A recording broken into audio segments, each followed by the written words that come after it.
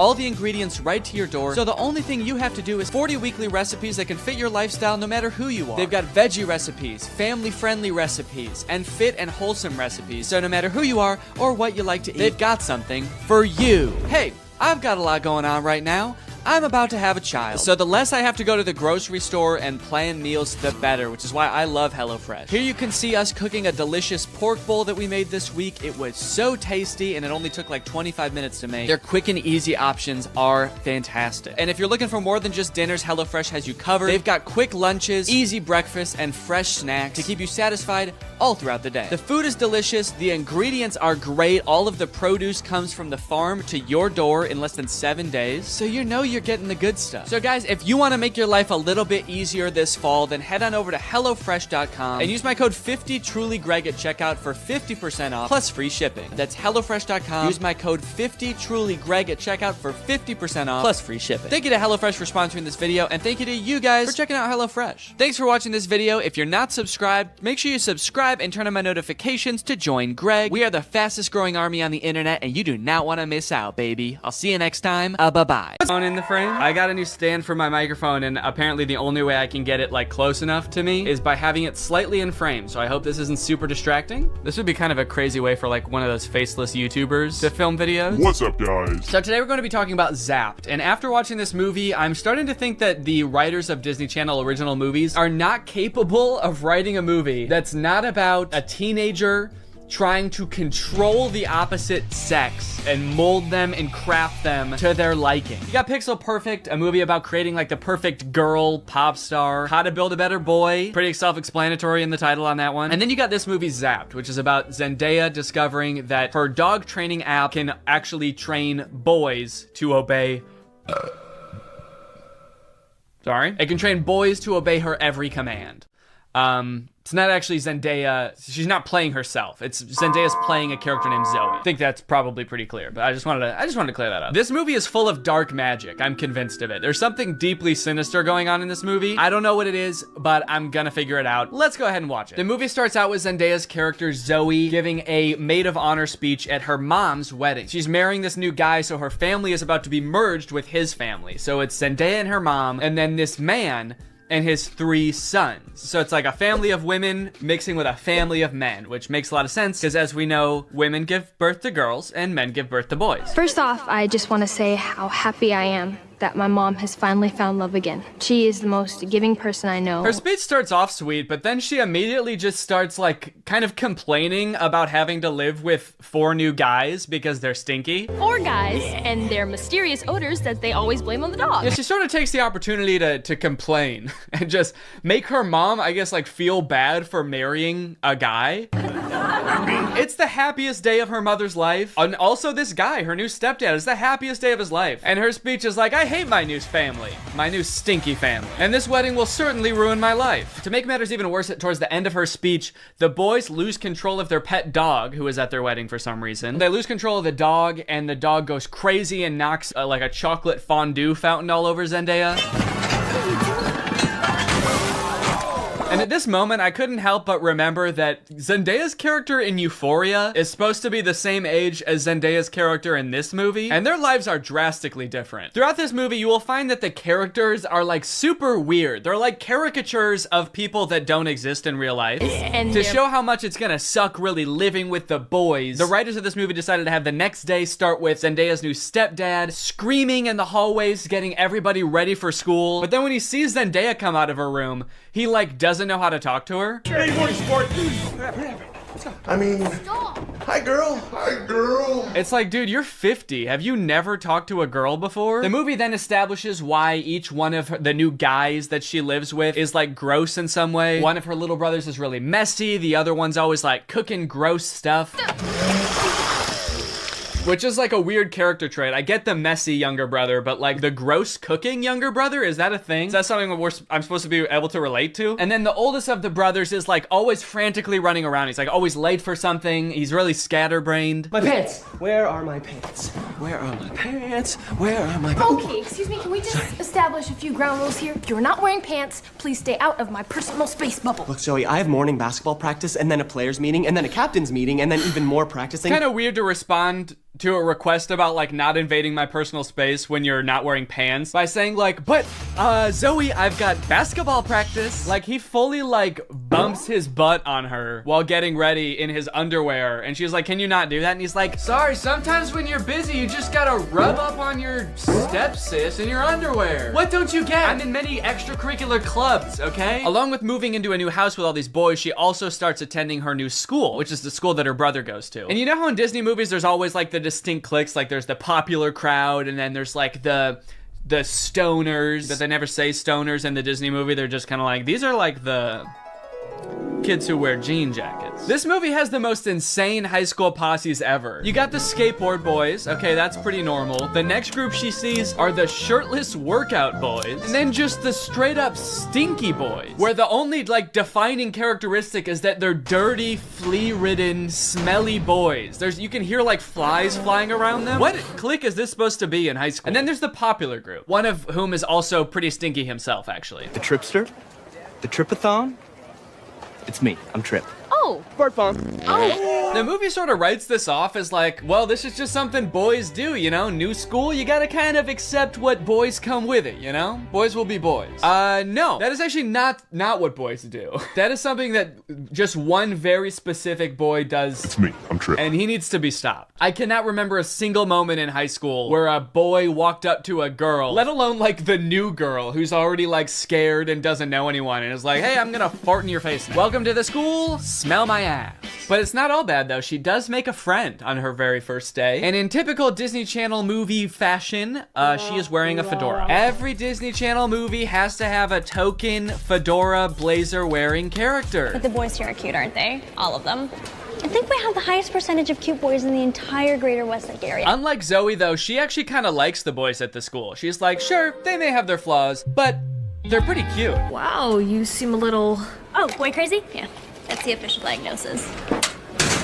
Hold up. This girl has a picture of a boy that goes to her school in her locker. Is that a thing? I remember in like middle school, girls would have pictures of like celebrity boys in their locker. Imagine seeing a picture of you in somebody else's locker. I'd feel like I was being hunted. It's weird to have his picture in your locker. It's even weirder in the movie when we find out that she also actually has pictures of him printed out on her pillows in her bed.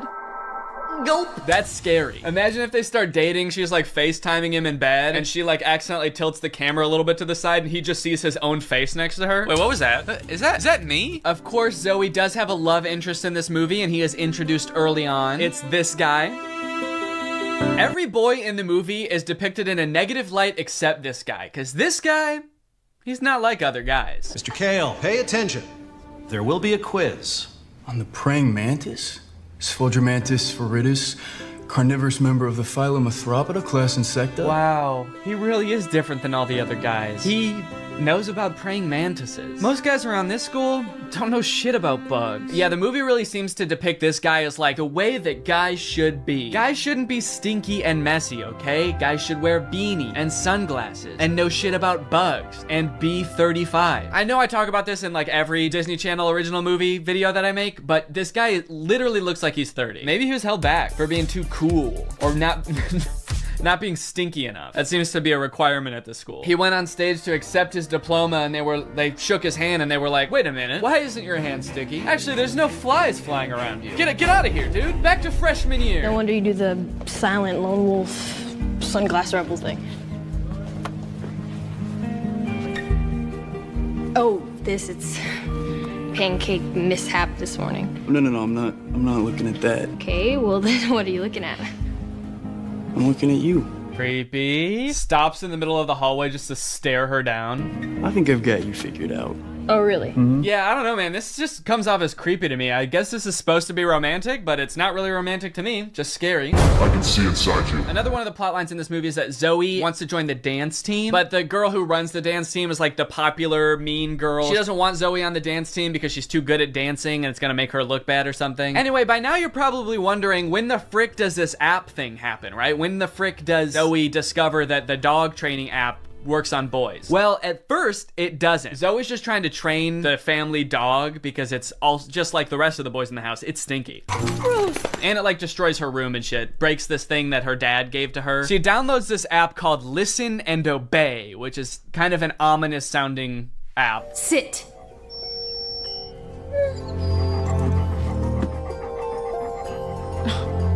Shake.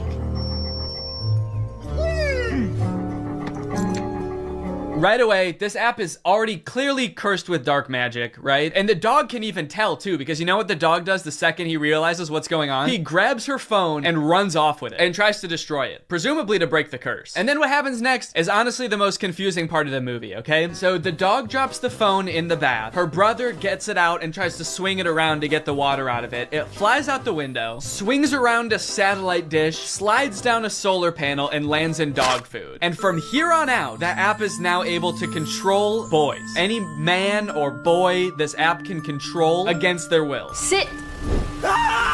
And at first, while watching this movie, I didn't even think it was that weird. I didn't even give it a second thought. I was just like, okay, yeah, so something magical happened and now it can control boys. That makes sense. But like, what? What happened to the phone? I don't understand how solar panels and satellite dish changes the app from dog-based to man-based. Like, you'd think at the very least something having to do with like men would happen to the phone. Like the phone lands in like a bucket of buffalo wings or like flies through a football field. I'm just curious to know if that fucked up other apps on the phone or if it's just the dog training app. Now, whenever a boy likes one of my tweets, he goes into a coma for 3 years. And don't even get me started on the weather app, because every time I check that, boys start falling from the sky. Anyway, let's just say now that she's got the ability to control boys, she has a little bit of fun. Boys are acting weird. Dude, he farted twice in midair in such rapid succession. They added in 2 fart sound effects. Kind of impressive. I'm trying to imagine how she's gonna use the app to get herself out of this one. Stop farting. Take it back. Take the fart back. Suck it back up into your ass. Oh, how am I doing this? But no, she just uses the app to utterly humiliate him in front of his friends. Go to the bathroom.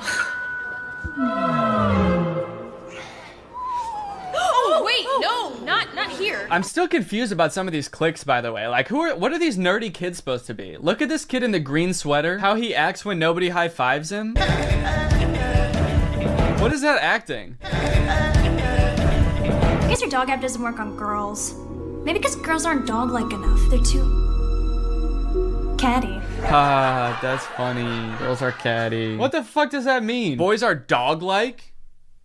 What the hell? I mean, I guess in this universe they kind of are. They're like flea-ridden, mangy boys. Why do we smell like we smell? So pretty much like the majority of this movie is just Zoe using the app to like get what she wants and make all the boys at the school act exactly how she wants them to. She turns the skater boys into gentlemen. She goes up to the nerdy gamer kids and tells them to like go do yoga instead of playing video games. Let's go do some yoga. And her brothers, dude, don't even get me started on what she does to her poor brothers. I'm taking the brothers' side, all right? They did nothing wrong. Her poor brothers were just living their lives until Zoe moved in and tries to fix them. Be clean. Holy moly, it's filthy in here. Her messy brother, she tells to be more clean, which turns him into this like hyper-hygienic husk of his former self. I need a sponge and soap and paper towels and a power washer. For the rest of the movie, he's literally he's scrubbing everything frantically in a panic. Anytime there's a mess, he's like, I gotta clean it up. She tells the gross cooking boy to cook less gross stuff. Start making less gross food. So he's like cooking 5-star meals for the rest of the movie. And then the oldest brother, she tells him to be more focused. Be focused.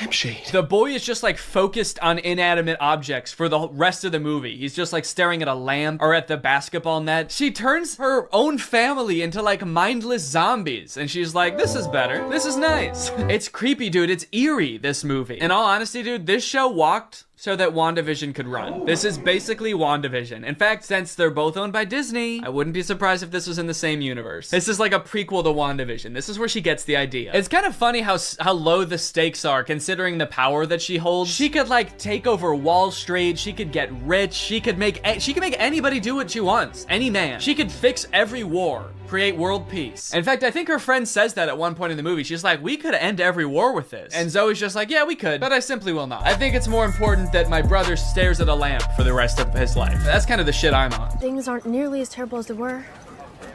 Then again, I'm talking to a dog, so I might just be losing my mind.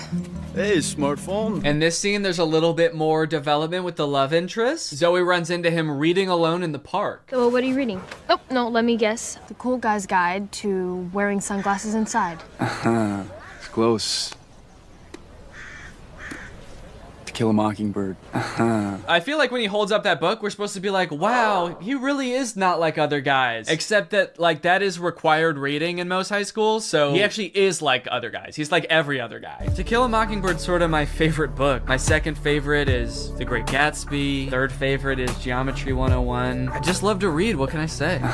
Eventually things start to get a little crazy at school, and Zoe realizes that she probably shouldn't be controlling people like this anymore. People are getting into fights and stuff because the new cliques at school are just like not meshing well. So Zoe's like, all right, I'll just make them stop. And she tells the app to stop. And then of course everybody just stands still and freezes. And so she's like, oh no, I can't reverse the commands. If I tell them to stop, they're just gonna literally stop. And so then like many more days go by and she's just like, well, I guess I can never reverse the thing. And it's like, well, what if you just said, hey, ignore all the commands I gave you, instead of just saying stop and being like, oh, it didn't work. The movie continues to get even more dark to like a startling point. There's a creepy ass scene where the whole JV dance team wants to resign because they don't like dancing anymore. And Zoe's like, how about I use the app to make you dance instead? And so there's just a scene of them all like sadly dancing because their hearts aren't in it, but they are being like physically forced to dance. And the movie even goes so far as to make Zoe force the love interest to kiss her with the app. Kiss me.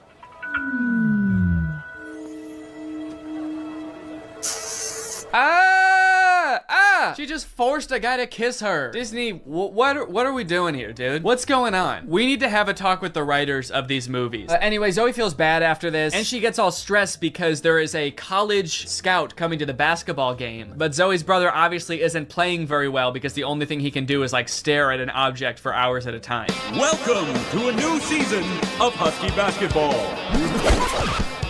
The Huskies have been struggling with practice, and there's a college scout in the stands. So tonight's game could be a nail-biter. I like that the scout is writing stuff before the game even starts. What do you think he's writing? Ball round, court shiny, boys stinky. Just as the beginning of the movie made no sense, the ending also makes no sense. The phone falls into the wrong hands. The popular girl figures out that Zoe is using it to control people. I don't know how she figures it out. She just like sees Zoe holding it during dance practice and she's like, she's holding her phone while dancing? She must be using mind control. I gotta get that phone. Anyway, she steals the phone. At the basketball game, she just like starts making everybody obey her every command. Bow down to me.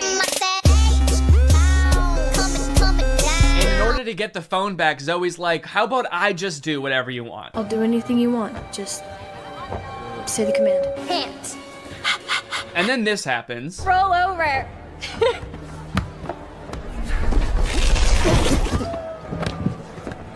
How did you? I'm your brother.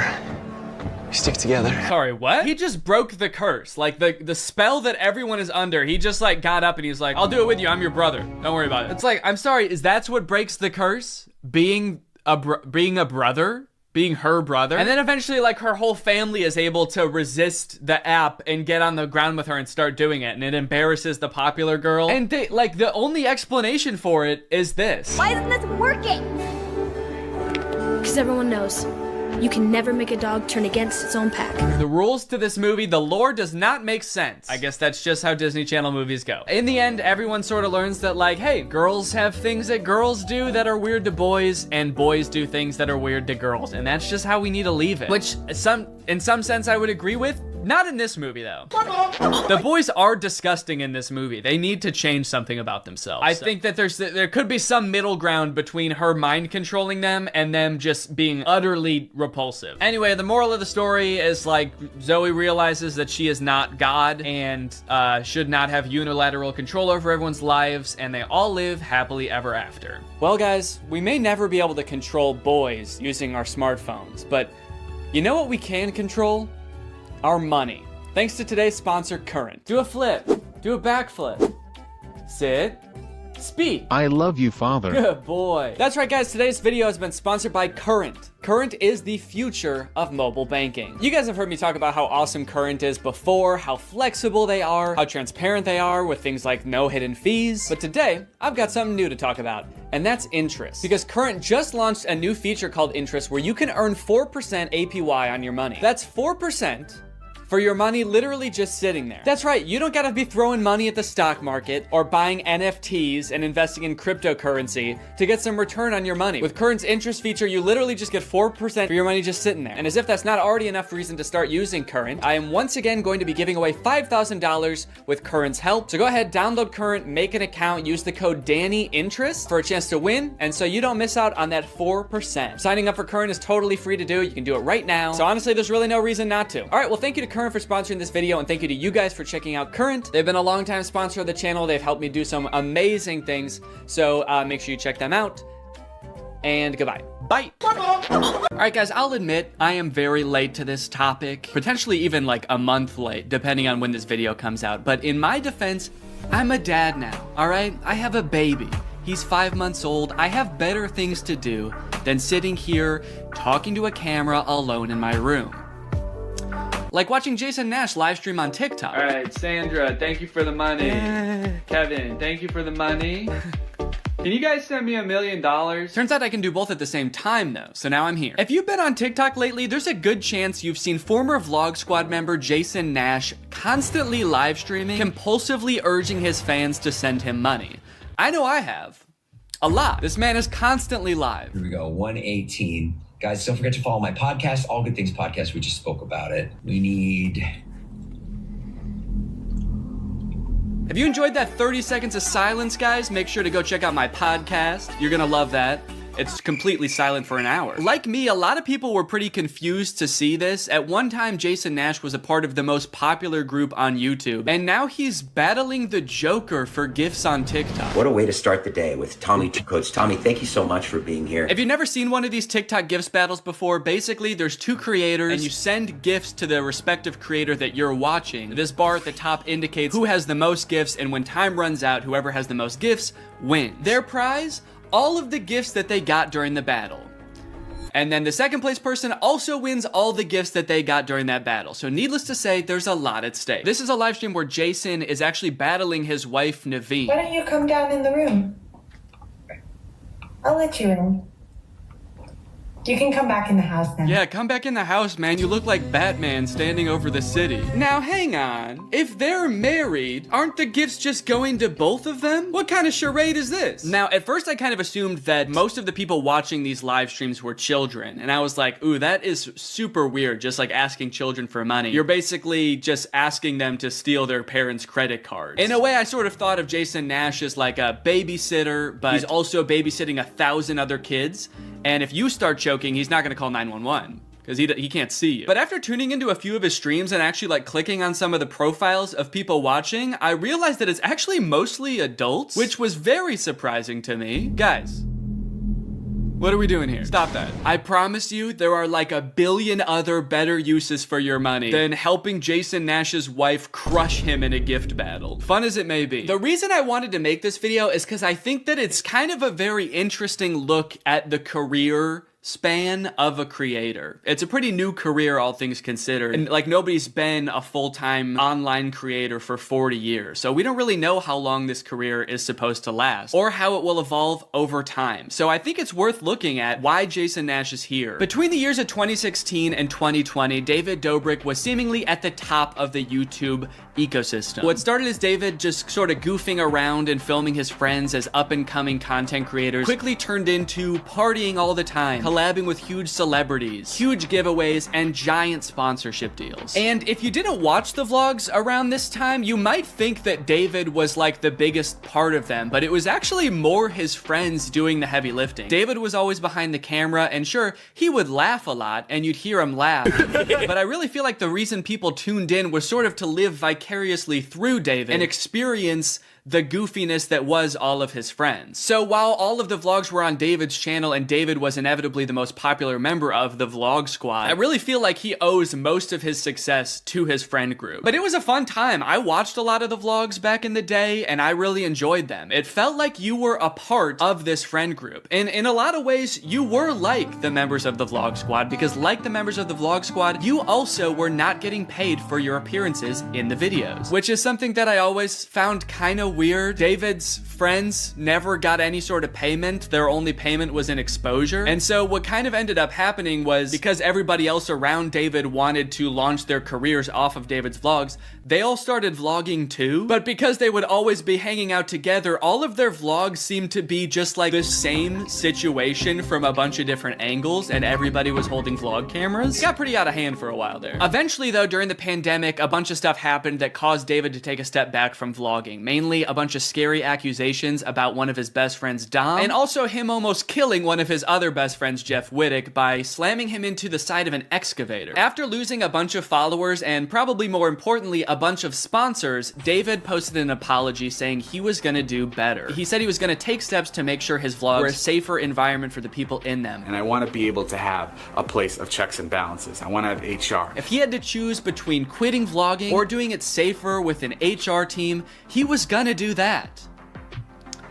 And then he quit vlogging. Currently, David is still presumably very rich. The only place he really posts is on Snapchat, and from what I can tell, he mostly just goes around and tours really expensive houses and parties a lot. He doesn't seem to have any ambitions of creating more content on YouTube. In a lot of ways, he's sort of like the Great Gatsby of social media now. But without David sort of manning the ship that was the Vlog Squad, a lot of the other members basically had to figure out other avenues and other ways to make money and maintain their following after the vlog ended. Zane and Heath have a pretty successful podcast now, so does Jeff Wittick. Carly and Aaron, I believe, have a podcast too. But I feel like Jason Nash, out of the entire group, is having the most trouble adjusting to the post-vlog era. He has a podcast, but it's definitely not getting the same numbers that his podcast with David did, views, back in the day, which David also quit. Despite them, I think, getting a bunch of really great offers that would have changed Jason's life, David decided to quit because he didn't want to do that anymore. He wanted to be the Great Gatsby. So Jason has now been left to fend for himself, and it seems like TikTok gift streaming is what he has turned to. You excited to go to dinner?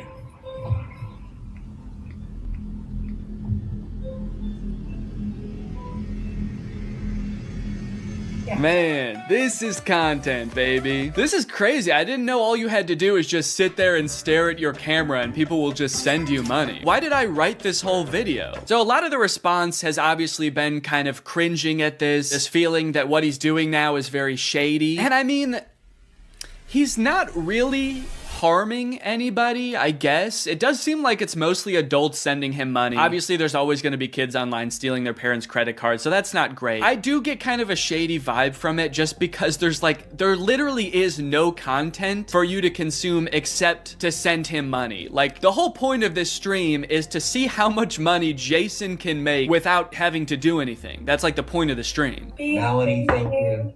Let's go. And you could argue that Twitch streaming has donations and, you know, a bunch of other live streaming does too. But I would argue that there's at least some content behind that. Someone's playing a video game or they're doing a podcast live and the donations are just a little bit extra on top. It's not the content itself. I've also seen a lot of people wondering, like, wait, isn't David super generous? During his vlogs, he was always giving away cars. He was paying for people's weddings, just like handing out PlayStations to people on the street. Surely he could just help Jason if he's struggling financially, right?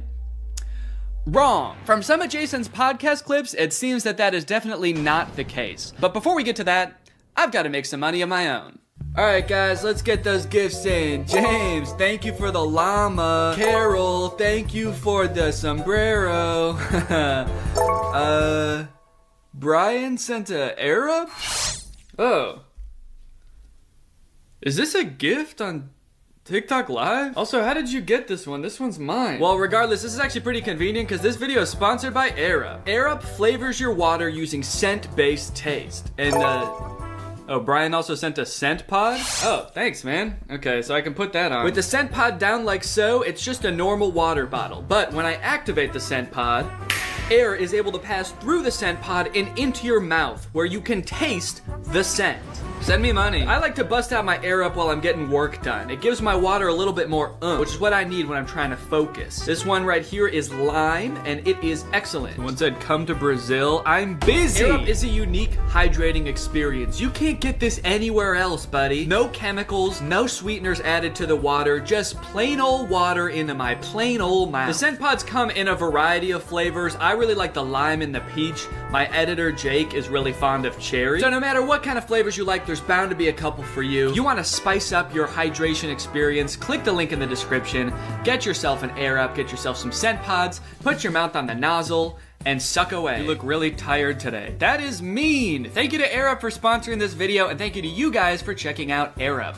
Now back to the video. About a month ago, when Jason was in the thick of his live streaming every day, he posted this podcast where he and a bunch of David's mutual friends talk about how different life is now that David's not vlogging anymore. But the thing is, like, David's in this, like, moment in his life. Yeah, where he can do anything. Where he just parties. Oh no, Jason. The look on your face, man. Jason's like, don't look bitter, don't look bitter, don't look bitter. Where he can do anything. Perfect. He can do whatever the fuck he wants now. He calls me to play pool. And I'm like, I gotta go live. And I don't expect him to understand that. You don't expect him to understand that you have to work to make money? You know he did that too, right? I wouldn't expect him to understand that, man. He hasn't had to work in, gosh, what is it, 2 years now? I hate to say it, Jason, I think he gets it. I just don't think he cares. Like, I'll say things like, I'm losing my house. and he'll be like, oh, but just come play pool. I just don't think he cares.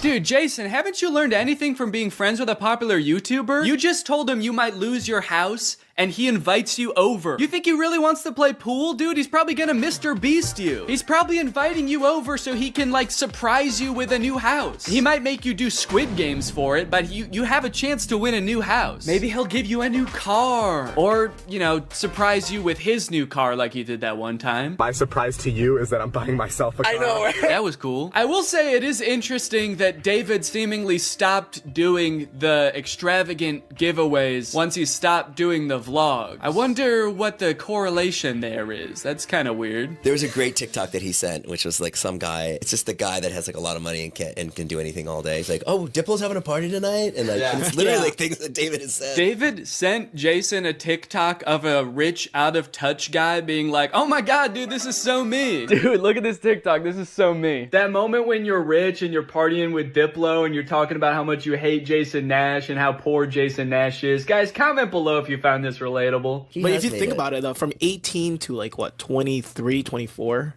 Oh, he was hitting it he never drank. I don't think he ever drank. Even when we would visit him, we'd be up till like midnight just like watching the edits, just like, wow, he worked hard for 5 years? Let the man party, dude. Please do not burden David's poor gentle soul with your financial woes. Just let the man play pool and play with him, for God's sake. I mean, look, I don't doubt that he worked hard. The dude posted 3 vlogs a week. I'm sure it was a lot of hard work, but you know who also worked hard? Everybody in his vlogs. I mean, that dude just said it himself. They all stayed up with him until midnight watching the edits to make sure they were good. This was a group endeavor. And I know what people say. They say like, well, David gave them the opportunities, you know? He didn't have to make them famous.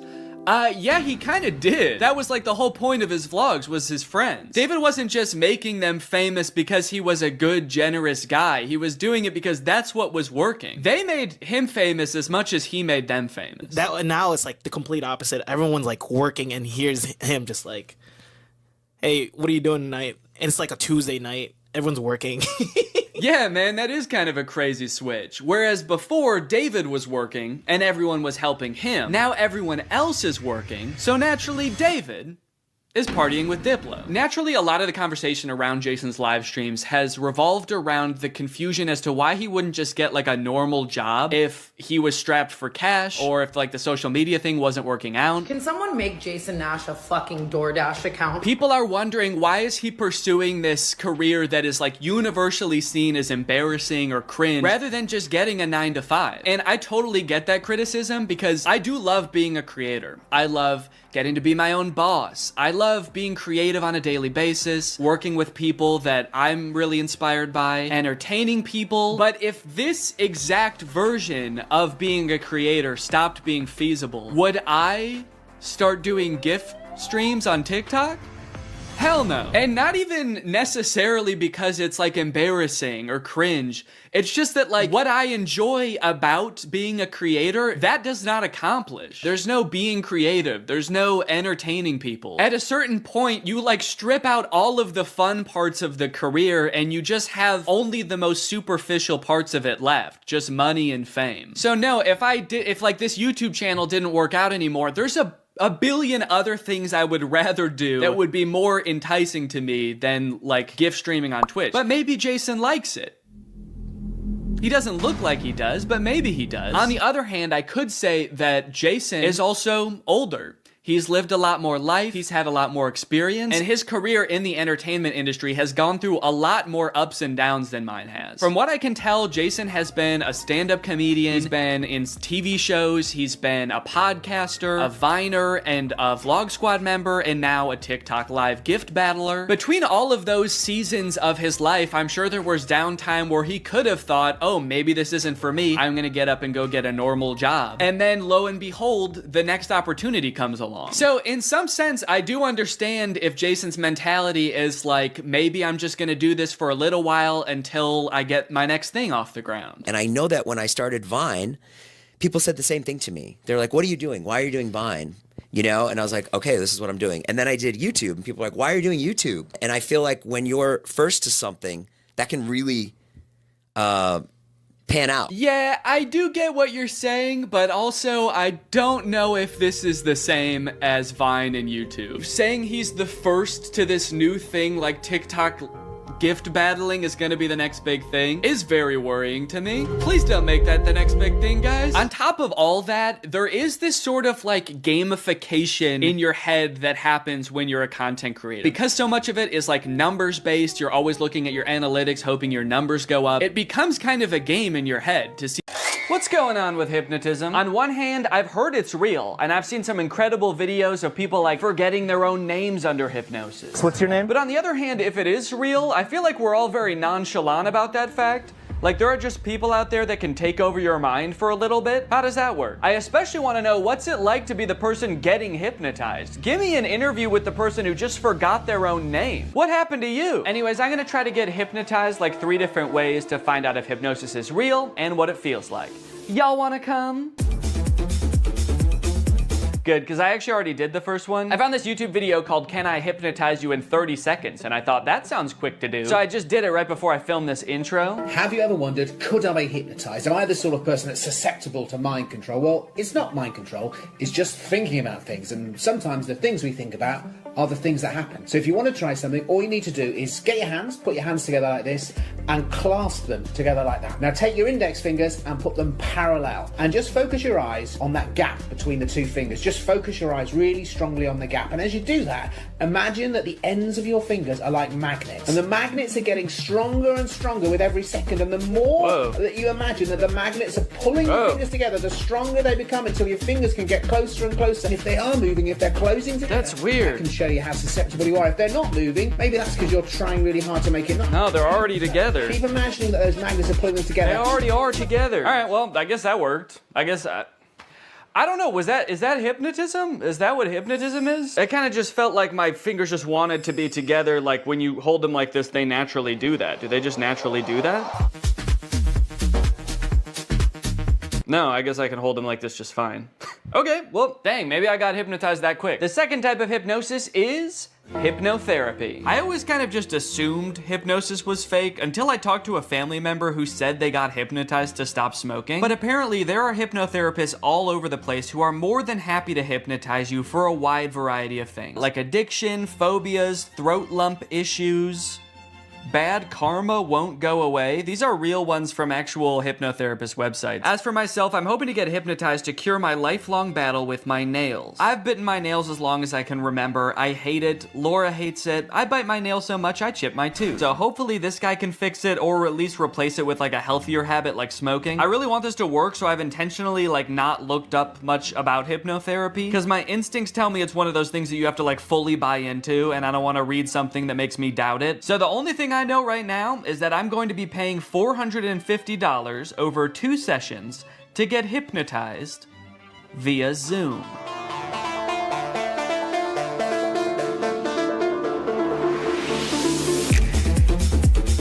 Okay, so for privacy reasons, I can't actually show the hypnotist in the video or play his voice, but I'm gonna describe best I can what happened in this call. To my surprise, he kind of spent the first few minutes just giving me basic nail biting advice that has nothing to do with hypnosis. He recommended I get a nail file, pick one day a week that's my nail care day. He also said I should meditate because that would help with stress and reduce my nail biting on its own. And he taught me a self-hypnosis that I can do anytime I feel the urge to bite my nails from here on out. And then the last thing he told me before he started hypnotizing was that he highly recommends I listen to the recording of our hypnosis session every night before I go to sleep. And with that, it was time to be hypnotized. For this portion, he actually hung up the Zoom call and then called me on a regular phone call. I don't know if he just like didn't want the visual distraction of him on the screen or if he wanted to like put on pajamas or something. He started by trying to get me as relaxed as possible, focusing on different areas of my body from head to toe and imagining that they were getting heavier and heavier to the point where my body felt like it was sinking into the couch. And I'm guessing this is the point where I'm supposed to be like fully in a hypnotic state, because from here on out, he basically tells me this kind of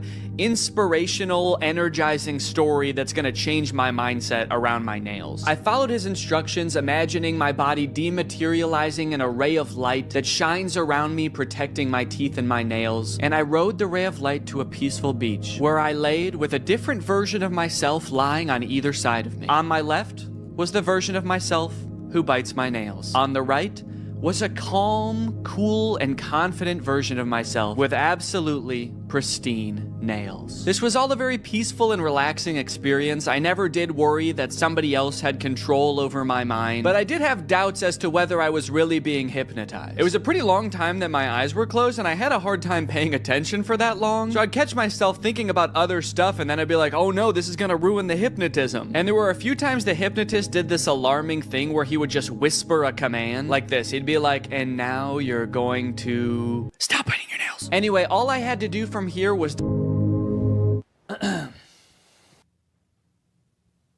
I'm fucking cured, man. That night, I tucked myself into bed and listened to the hypnosis recording as instructed, which did feel a little silly given that the session had only ended like 30 minutes ago, but hey, maybe getting hypnotized back to back will make the effects even stronger. Again, I did feel very relaxed during this recording, but I still didn't know if I could say I was hypnotized. Good night. The next morning, however, I did notice that I wasn't really biting my nails or really even looking at them. Maybe it was just in my head, but they looked hard, like actually unpleasant to bite. Was I really hypnotized last night, or was I just discovering the placebo effect? I don't even care. I squealed with delight and got to work, filming for a different video I'm working on right now, enjoying my new non-nail biting self. Oh wait, what the hell?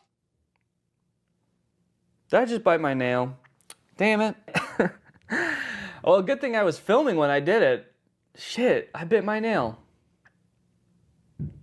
Damn. Well, that's obviously not great. Man, I was really optimistic this morning that it actually worked and I was hypnotized, but then I stopped paying attention for 1 second, and I'm not just having the urge to bite my nails, but I already bit it? How am I supposed to stop biting my nails if my body just does it without even asking first? I'm worried now. I feel like I was just living an illusion this morning, and none of it worked. I just pulled the bottom card out of a house of cards and the whole thing just tumbled over. Maybe I am a nail biter and I always will be. And on top of that, I'm dumb for spending $250 on this. And on top of that, I'm ugly. Doesn't have to do with my nail biting. I just feel really down on myself right now. I did do the self-hypnosis that he taught me right afterwards. Again, still not exactly sure that that's hypnotizing me. I'm gonna continue doing everything I was supposed to do, listening to the recording, doing the self-hypnosis as needed, and meditating, and hopefully this was just a glitch and everything's gonna be fine. To my surprise, something did seem to change after this. The next few days, I did have a few instances where I lifted my hand to my mouth just out of muscle memory, but I caught myself right away, and after day 4, I wasn't doing it at all. I was listening to the recording every night, following the hypnotist's advice and taking good care of my nails, and they were actually almost starting to look normal. I had my second session with the hypnotist, which ran me another $200. Luckily, this portion of the video is sponsored by SoFi, who's here to keep us all on top of our finances. The hypnotist checked in on my progress. He said I was doing great, in fact, better than most people he works with at this stage, which I don't know if that's necessarily a good sign. During the hypnotism, I had trouble concentrating again. I guess I just couldn't stop thinking about how SoFi is the ultimate finance app that helps you bank, borrow, and invest all in one place. Not to mention, they've just launched SoFi Plus, America's most rewarding financial membership, all in one app. This time, the hypnotist led me through a story where I was attending a meditation retreat led by the Dalai Lama in Central Park. That sounds expensive. I must have been using SoFi Plus. You see, you can unlock more than $1,000 in value with qualifying activities in banking, spending, investing, and more, with exclusive perks that help you over time. That includes unlimited access to SoFi's wealth financial planners who help you make a plan and stick to it. Plus, members with a new or existing SoFi checking and savings account also unlock up to 3.8% APY on bank savings balances. That means you're earning 9 times the average national rate on your savings. At that rate, you'll earn more interest in 7 weeks than you would in 1 year in a big bank savings account. That's why SoFi Plus isn't just smart, it's how you make good choices. So head on over to SoFi.com/Danny, scan this QR code, or click the link in the description to learn more about how you can get your money right with SoFi Plus. Thanks to SoFi for sponsoring this video, and thank you to you guys for checking out SoFi. After 7 days, I was doing so well, I decided I could stop meditating and listening to the recording every night. I mean, it kind of seemed like I was done biting my nails. Surely I didn't even need those anymore, right? You guys, it's been 30 days and I haven't bitten my nails once since that first time. Peekaboo! Kind of a crazy way to reveal my nails. Look, now just because I stopped biting my nails, does that 100% mean that I for sure got hypnotized? No, honestly, no, I don't think it does. Honestly, I think it's possible that I was hypnotized, but I'm leaning towards I don't think so. Honestly, I kind of feel like it was all the other advice on top of listening to that very inspirational, albeit non-hypnotizing recording every night that actually made the difference. At the end of the day, maybe I didn't need to get hypnotized to stop biting my nails. Maybe I had it in me all along, which is kind of inspirational and also makes me feel like shit in a way, because then it's like, why didn't I just do this earlier? Regardless, I am still open to the possibility that I was in fact hypnotized. I feel like if I can get hypnotized by the stage hypnotist, then I'll know for sure what being hypnotized feels like, and then I'll know for sure if I was hypnotized back then too. Hypnosis is a state of focus without much awareness of peripheral noise. You're concentrated on one thing and the world kind of slips away. This is stage hypnotist Chris Jones. He's been on America's Got Talent. He's performed all over the world for over a decade. So if anyone's going to be able to hypnotize me, it better be this guy. Also, the GoPro on my head died the second we started getting hypnotized, so don't get your hopes up for any shots from this camera. All right, fine, you can have this one, but that's it. Chris suggested that this would be a lot more fun with a group, so I got some friends together and we all sat down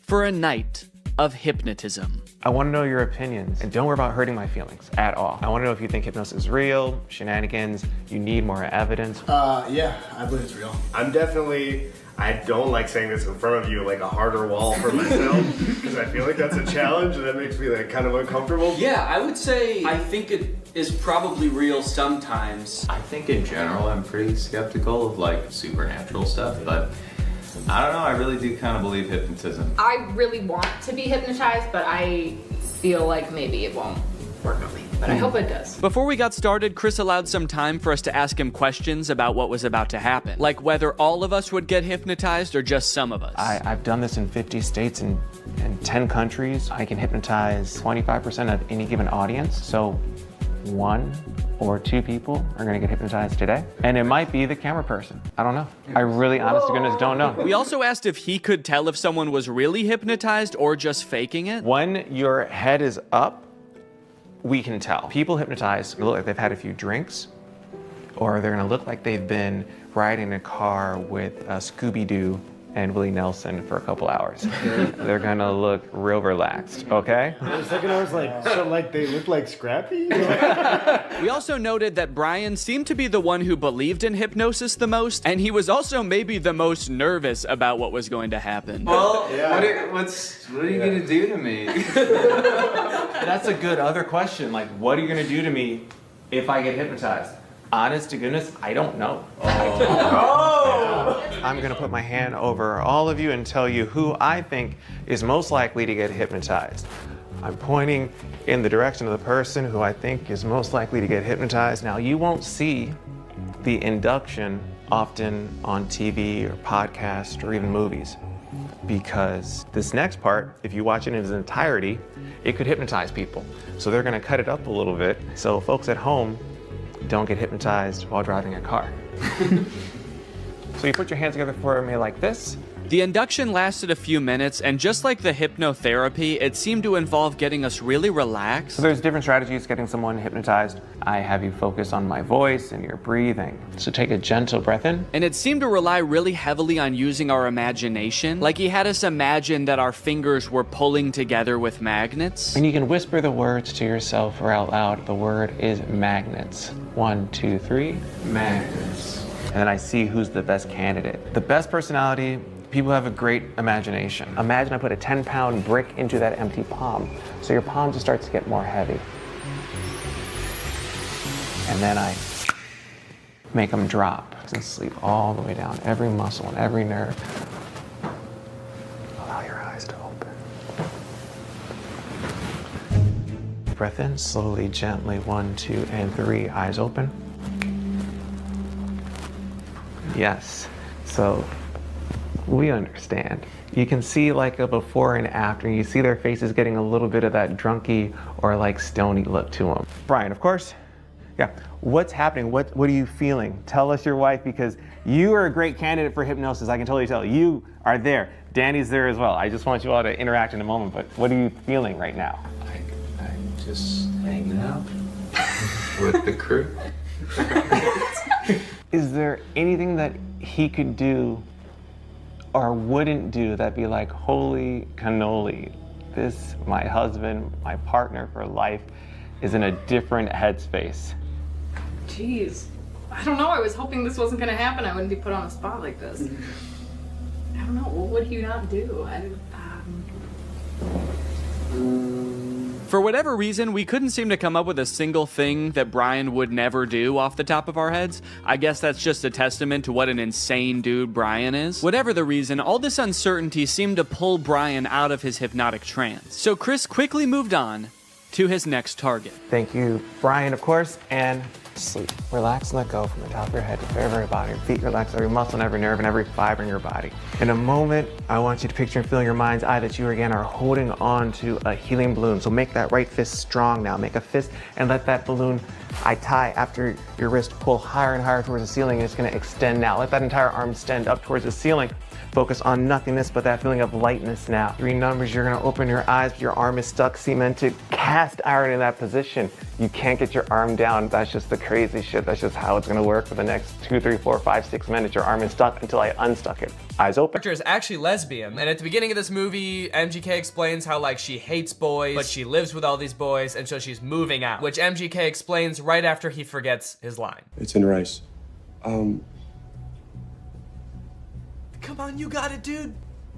You wrote the movie. You should know. You should know it.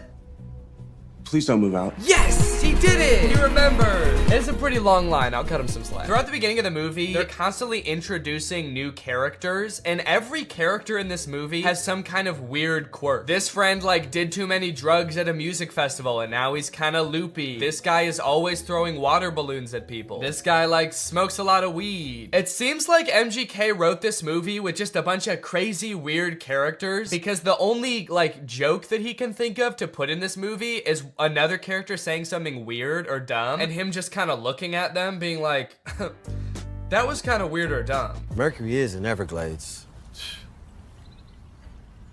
It's retrograde, Leo. Every time he introduces a new character, there's narration that explains what the weird quirk about these characters are. This is Angel. Meet Maxine Goldberg. But they kind of don't like explain really what I want to know about these characters. This is Dylan.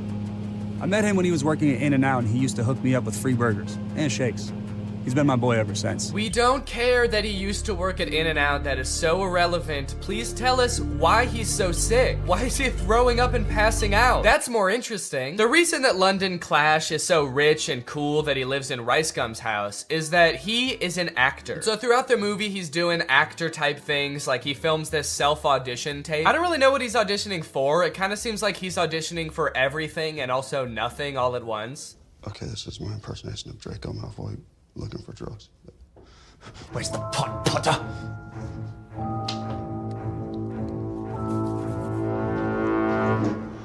I don't like Draco very much.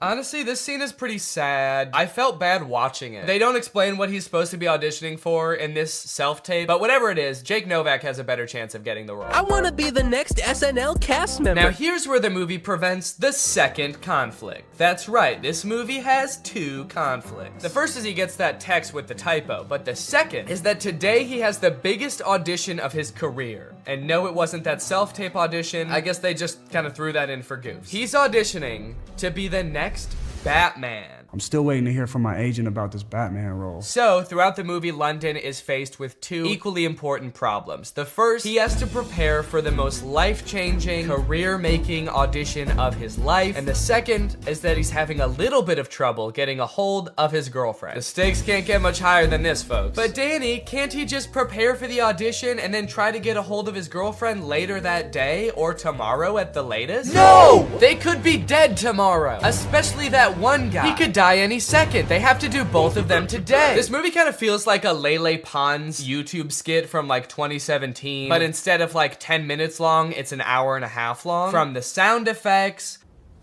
to the uncomfortable silence between every spoken line in this movie. Why would you give me goat milk?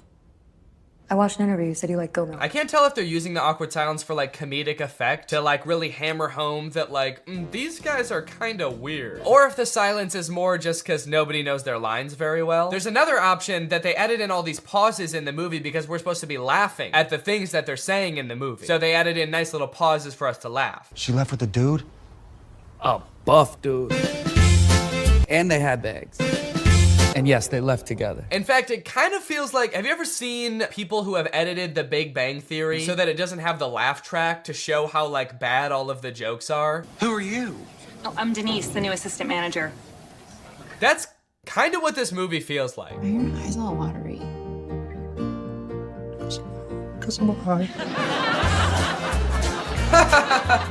That's way better. Bazunga. It's so fitting that this movie feels like a bad YouTube video from 5 years ago because I'm pretty sure they filmed this at Rice Gum's old house. Did something happen in that house? Is there like a curse? 100 years ago, one of Hollywood's earliest YouTubers died in that house and now all the content that's created there is cursed to be mad disappointing. Okay, so now they got to investigate what's happened to Apple. London's phone is broken, so he can't contact her, so the only thing he can do is go looking for her. So he goes to the last place she was seen and talks to Pete Davidson. Did you see Apple?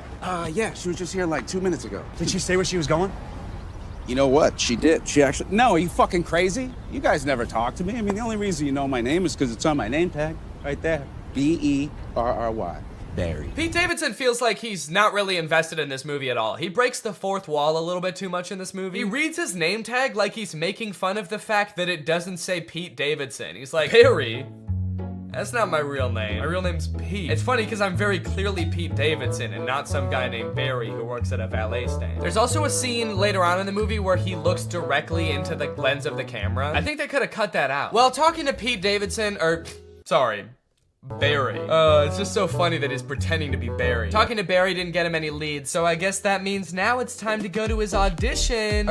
Sorry, he breaks into Apple's house to find clues? Find clues, please. Find clues of what? What might she have left lying around that would indicate whether she made a typo this morning or not? They find a bag of her fingers? She was missing her fingers this morning. That's why she fucked up the tags. Oh.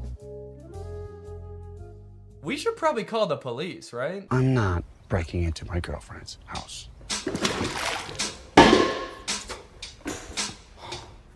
Can't believe I'm breaking into my girlfriend's house. Me neither, dude. Your life is pretty crazy. London Clash is so dumb. He makes the worst decisions at every move in this movie, okay? While they're in Apple's house, one of London's friends knocks over every single urn on the mantle and ashes go everywhere. And so they're like, oh shit, we have to put back the urns and then refill the ashes. But they're like, the only problem is, where are we supposed to find ashes? Where are we gonna find enough ashes to fill up these urns? But like, they didn't lose the ashes. They all just fell on the floor. They could just sweep them up and put them back in urns. It's like MGK was like constantly forgetting what previously happened in movies, and so the plot is being driven forward by things that just aren't problems. So anyway, as I said, this is a stoner comedy. You can probably guess the solution they think of to produce a bunch of ashes to fill back up the urns. Yep, They're gonna smoke a bunch of weed. Ah, bunch of weed. This movie's crazy. They're gonna smoke a bunch of weed. Well, at least this dumbass plan that doesn't make any sense is gonna result in like some crazy shit happening, right? Something funny's bound to happen now, right? Wrong. They just spend like 10 minutes having a boring ass smoke session on the couch. And then one of them tries to talk to a lobster. They really sat around writing this movie and were like, what's the craziest thing that could happen while we're high? And then settled on talking to a lobster. You know, since weed is legalized in a lot of places like California, where they filmed this, I feel like stoner comedies aren't nearly as like interesting or edgy as they used to be. You know, smoking used to be kind of like a fringe culture. It doesn't really feel like this is like, it's like that crazy or funny anymore. This is a scene of 4 adults sitting around a living room and obeying the law. Why did you spell it like that? It's a typo. Oh my god, it was a typo all along? Who would have guessed that? So I guess now the movie can end now, right? The movie can't end now, right? The movie can end now, right? There's 30 minutes left in this movie? What the fuck is gonna happen? What are they gonna do for 30 more minutes? Sit at a diner, apparently. So you're probably wondering how they wrap this whole thing up, huh? MGK missed his audition, he's not getting the role. His girlfriend is pissed off at him. How are they gonna wrap this movie up? Some sort of grand gesture that wins over both the director and the girlfriend? No, obviously not. That would make too much sense. London Clash gets the role because the director happened to see an Instagram live stream where London Clash gets punched in the face by Dennis Rodman, and the director just assumes that London Clash did that because he wanted to like impress him or something. It's a whole other plot line that I didn't really go into in this video, but it doesn't make any sense in the movie either. So he's got the role, now the only thing left is to get the girl, which he does by sending her a text at the diner being like, can we talk? And she's like, sure. And so they're driving to meet each other. He's texting her the whole way. He's texting and driving, and they get into a car crash, and then they are both paralyzed. That face says it all.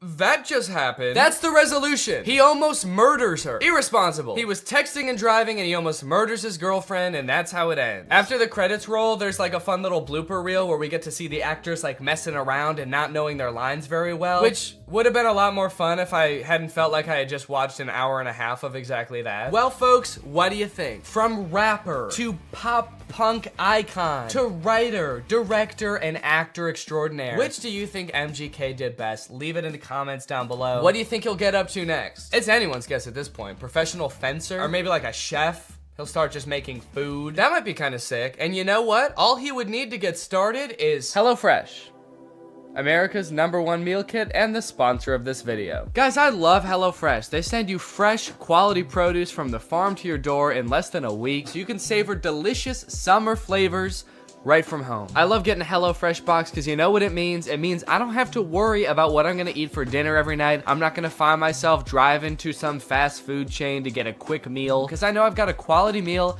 that I can whip up in like 35 minutes right at home. And I know it's gonna be tasty. I know it's gonna be healthy. If you're trying to stick to a particular health goal, HelloFresh has you covered because they have veggie options, fit and wholesome options, and pescatarian options. So HelloFresh fits a variety of lifestyles. Their plans are super flexible. You can pause 1 week if you want to. You can add more food 1 week if you want to. And even if you're on vacation, you can change the delivery address to deliver to your vacation destination. And then you can have home-cooked meals when you're at the family reunion. HelloFresh is the very first carbon-neutral meal kit company, and nearly all of their packaging is recyclable. They help cut down on food waste because they send you pre-portioned ingredients so you're only using what you need. So if you want to check out HelloFresh and have a flavorful summer, then head on over to HelloFresh.com. Use my code TrulyGreg16 for up to 16 free meals and 3 surprise gifts. That's HelloFresh.com. Thanks to HelloFresh for sponsoring this video. Thank you to you guys for checking out HelloFresh.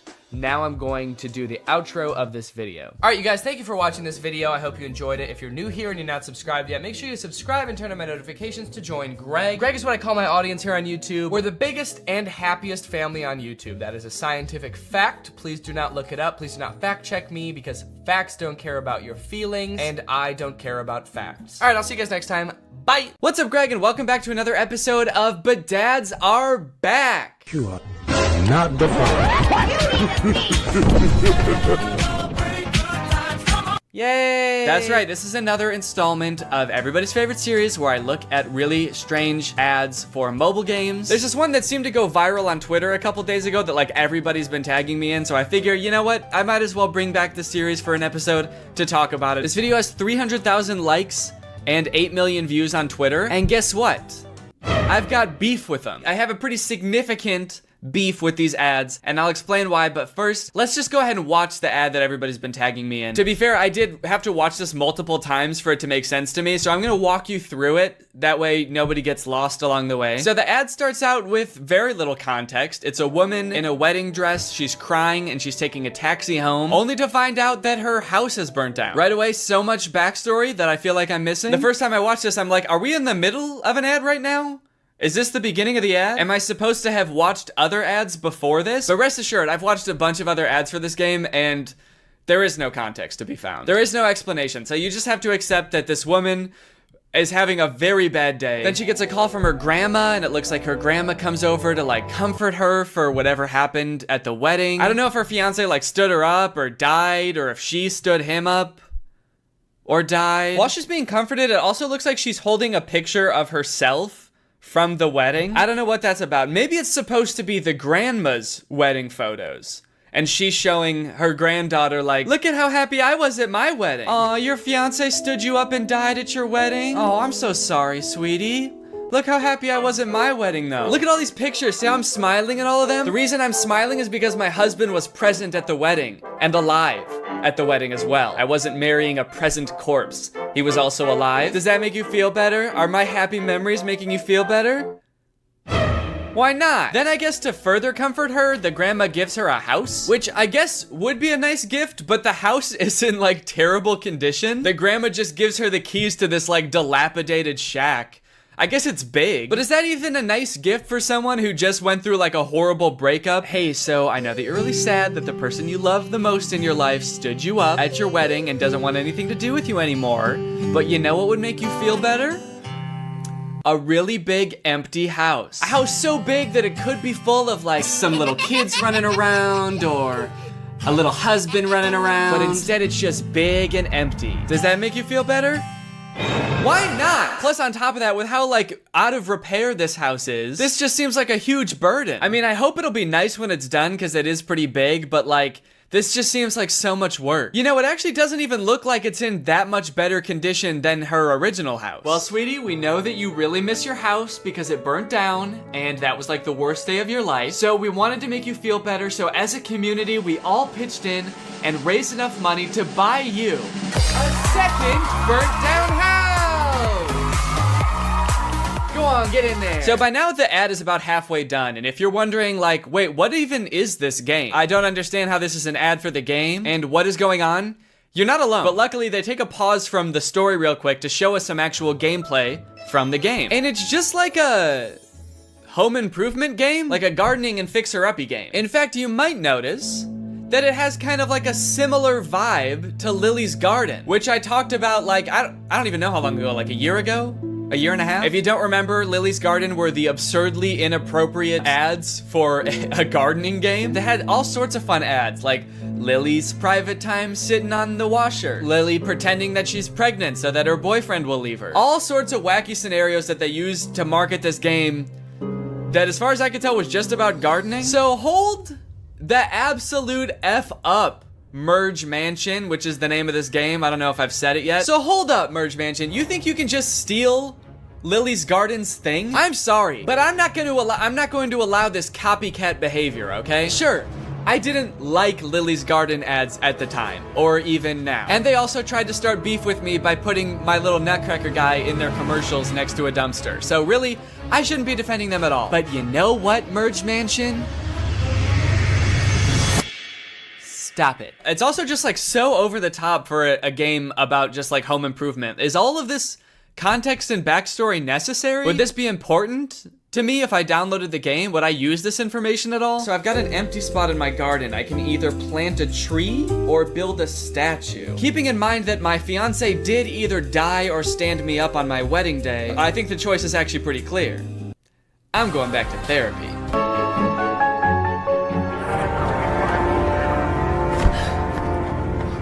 Okay, so then the ad takes a drastic turn. What the hell did Grandma do? Huh? It's not clear what they're arresting her for. And they never explain it either, so I'm not sure if it's just like another thing that you're just gonna have to accept you don't know the answer to, like what happened to her fiance and how did her house start on fire? Or maybe it has something to do with the fiance and the house. I don't know. Did she burn down the house? Did she burn down the fiance? I don't know.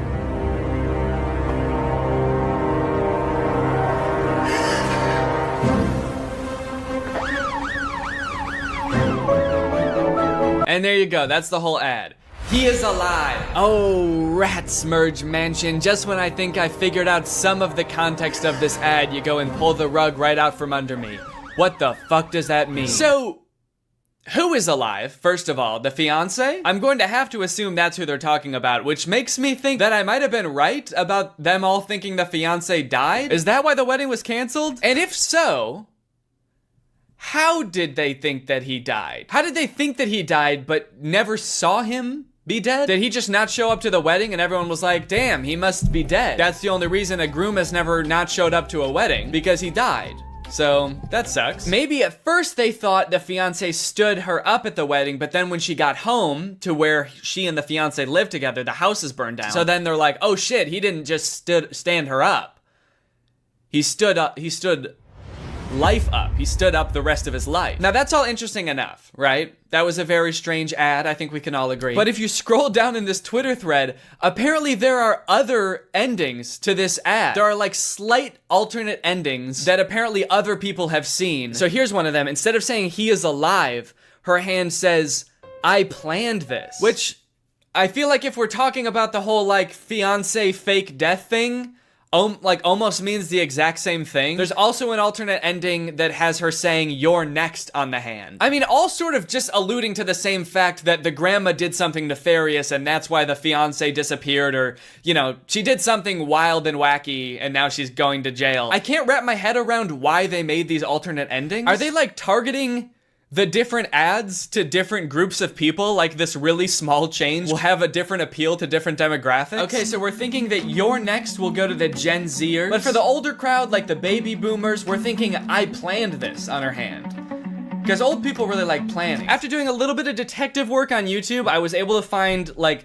I guess the production company or studio or something that makes these ads.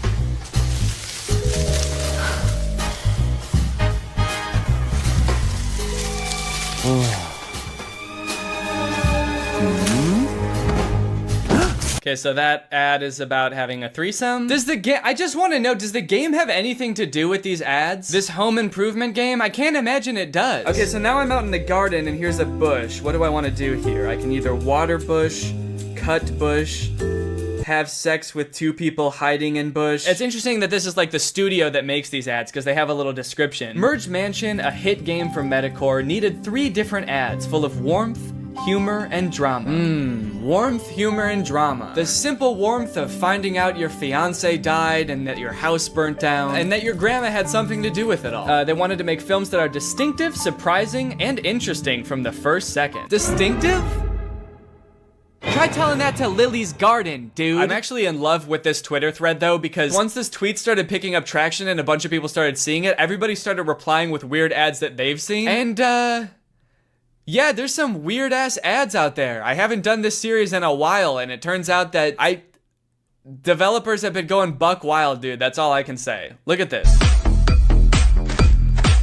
Wow. Dude, what a brutal kick. Oh my god. The sound effect and everything. I know that this is a common theme for all of these game ads, but I couldn't even wager a guess as to what this game is about. They're like stranded on an island, maybe? Like a desert island, but also this dude is like doing a little stripper pole dance for this girl. It's this fun new game where a group of people get stranded on a desert island and they have to start a new society, and instead of implementing money as currency, they implement pole dancing and lap dances, weirdly enough, as currency. And instead of jail, you just get punted. This next ad is one of the weirdest things I've ever seen, and I'm not exaggerating. And there's no way you'll believe me unless I just play it, so here you go.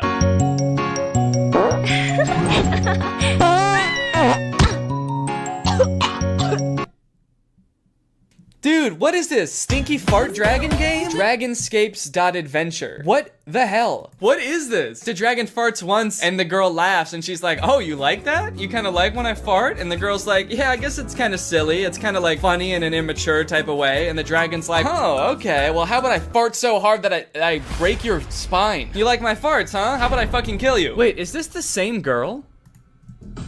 Dude, it is! Wait, okay, so this ad had nothing to do with dragons, but this is clearly the same girl. She's got the same outfit and everything. Okay, maybe this game doesn't have anything to do with pole dancing or dragons. Is it just about punting this girl? Sending her flying? Okay, so the main object of this game is to wait until this girl's having a good time, see how she's dancing and having fun, or she like thinks that the dragon's fart is kind of funny. You wait until she's having fun, and then you just fucking send her. Oh, wait.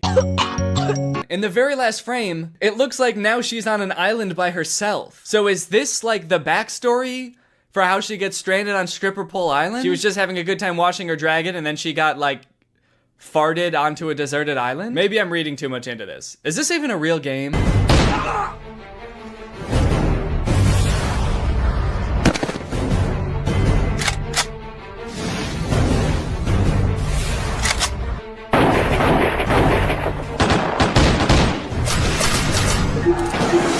Wow, that game looks pretty cringe. That game looks so weird. Who would download that? I mean, what do? You're in like colonial times and you form an army of dudes wearing only boxer briefs that can like form together into these sick big weapons, and then you like fight off these other armies? That's crazy.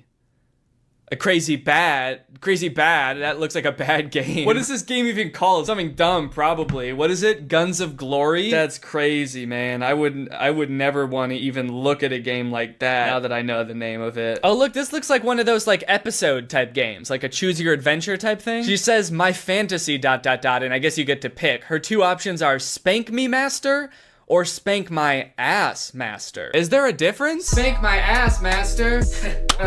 Now spank me, master.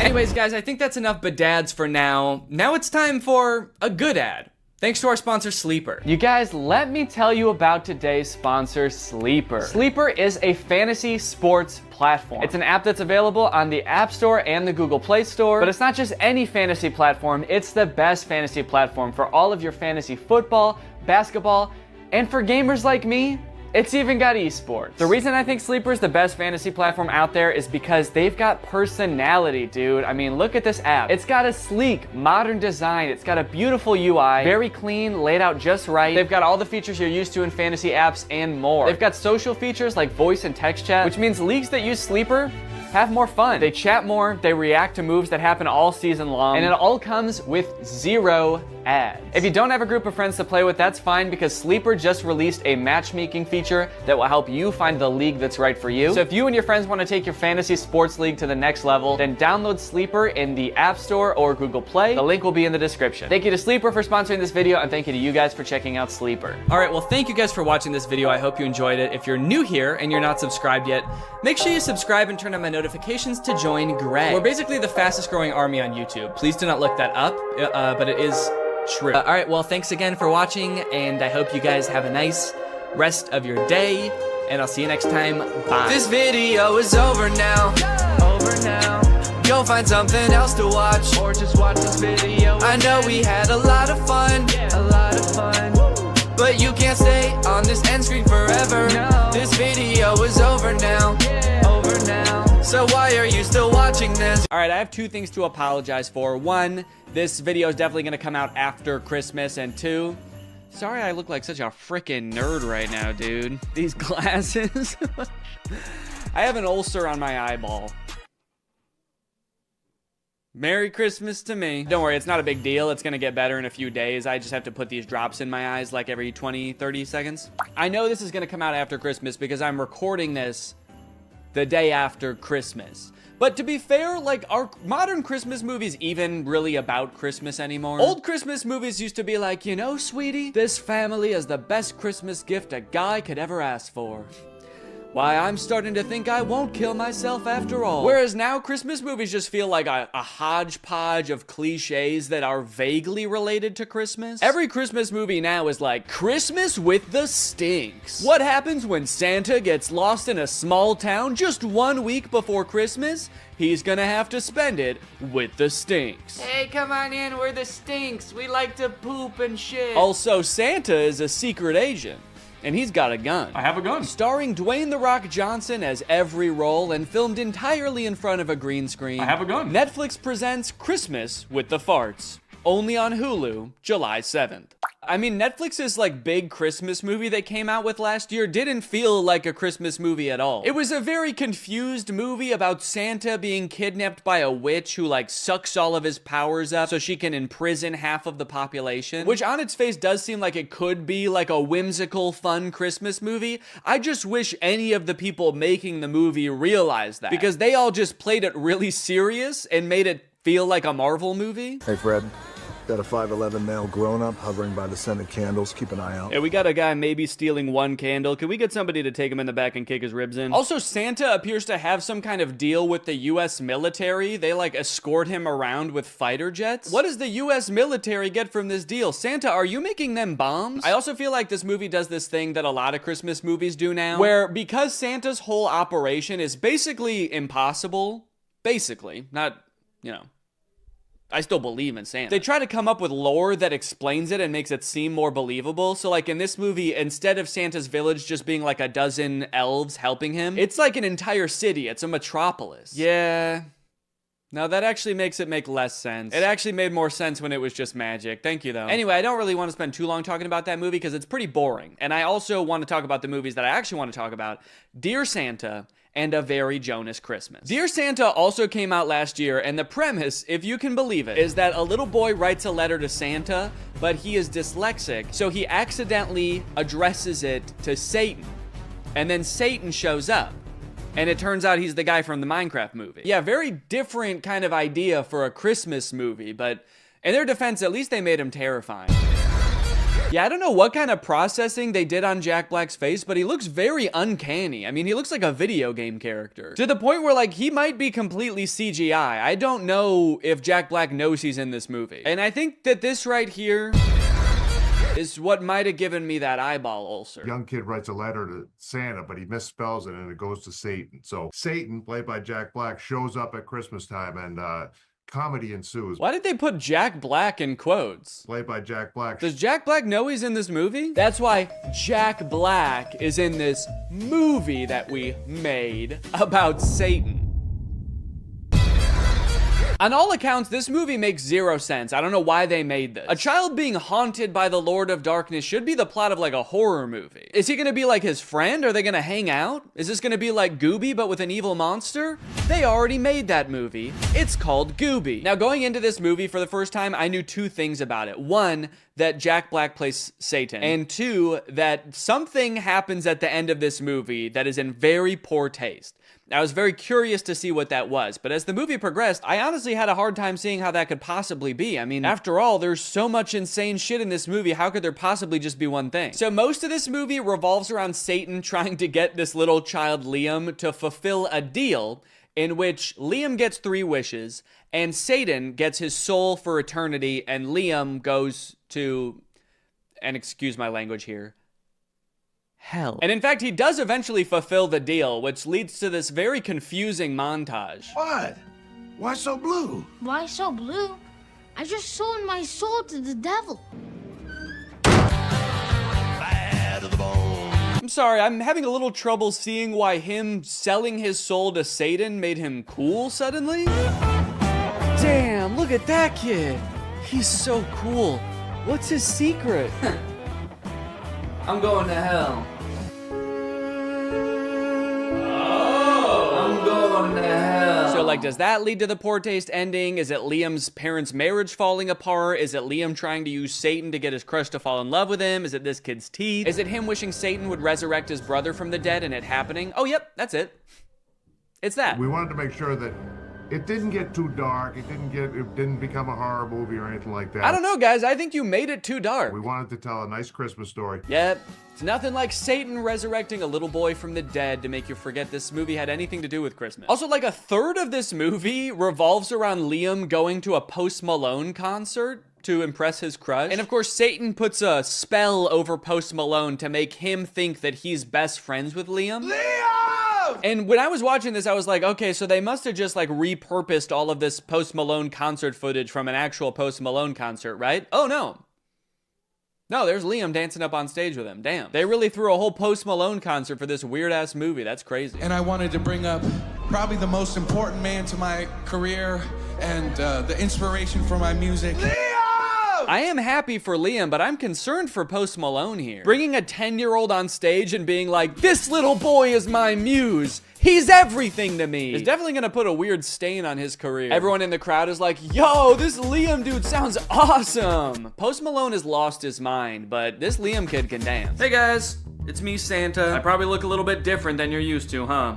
Probably expecting a guy in a big red coat with a white beard, huh? Well, this is what I actually look like. All that stuff about rosy cheeks and a big white beard is all made up. Coca-Cola made that up in the 80s. I have always looked like this. Anyways, guys, I was just popping in here to thank SoFi for sponsoring this portion of the video. As we all know, one of the simplest and most powerful ways to build wealth is actually by earning interest on your money. Making your money work for you. Just like I make the goblins work for me. Like, that's right, the elves are another thing Coca-Cola made up. They're actually goblins, and sometimes I also hire ghosts.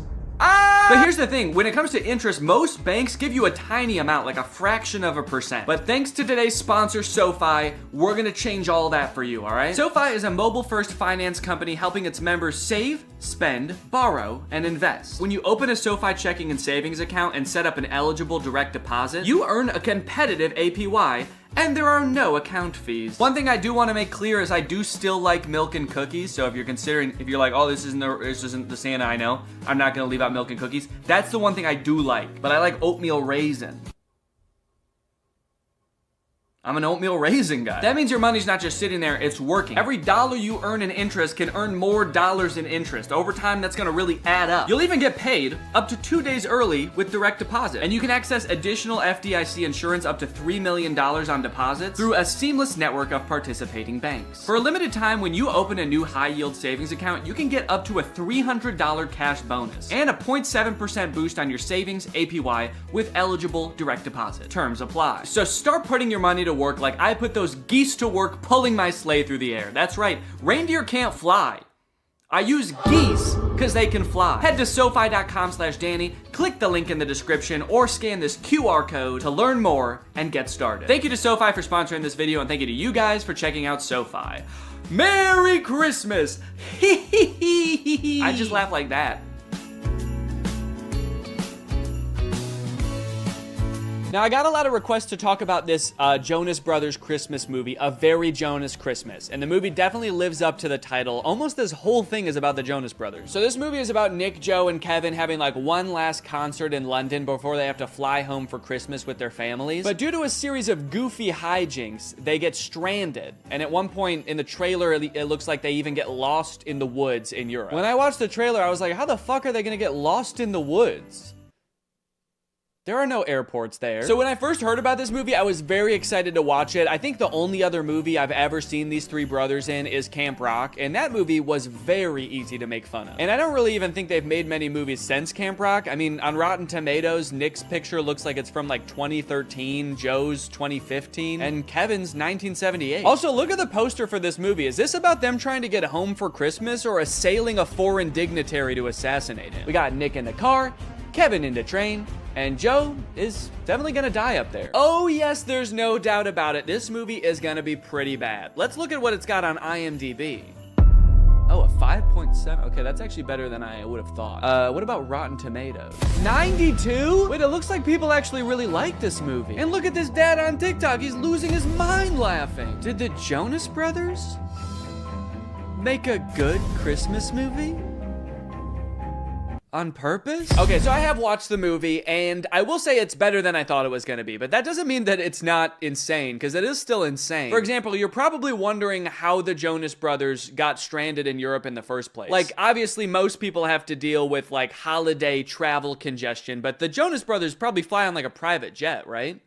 They're not dealing with regular air traffic. Well, like I said, they just finished their tour. They're anxious to get home to their kids. It does kind of seem like their kids aren't really that anxious for them to get home. I'm gonna be home tomorrow and I'm gonna take you skiing just like I promised. And she could care less. That does kind of lower the stakes of the movie a little bit, that they're like, guys, what are we gonna do? We've gotta get home for Christmas. Our kids need us. And their kids are just like, nah, we're good, man.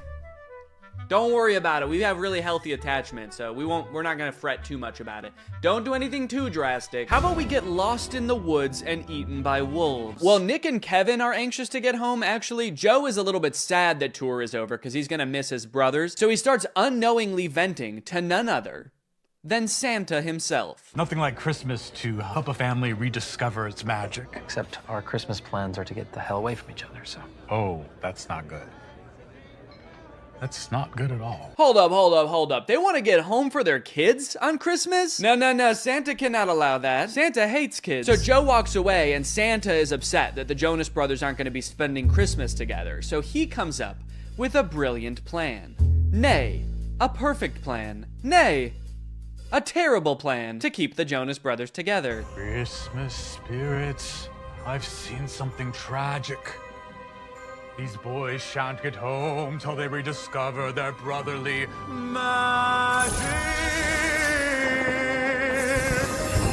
Unless they decide to spend Christmas with each other, the spell will keep brother stuck with brother. I mean, that's wild. Is that a thing that Santa does?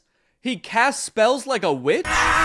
Dang, maybe I take back what I said earlier. Hey, come on in, we're the Stinks. We like to poop and shit. No, not that. The thing about the magic. It actually made more sense when it was just magic. Thank you, though. Yeah, that. Don't worry, though. The consequences of his spell aren't anything too crazy. After all, Santa Claus works in subtle ways. Holy shit! Santa, did you check to make sure there weren't people on there? Let's have a moment of silence for all the people on that plane that involuntarily volunteered their lives for the greater good, helping the Jonas Brothers reconnect.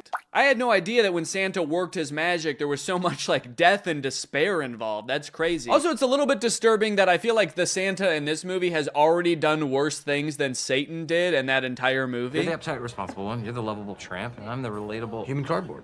Forgettable Curly, the world's most unlikely rock star. Not Nick or Joe. The one that still lives in New Jersey. Dang, they are really leaning into this ragging on Kevin thing in this movie. Like, damn, I know this is a thing people joke about. I know I've written a whole song about ghosting the guy, but you guys are his brothers, dude.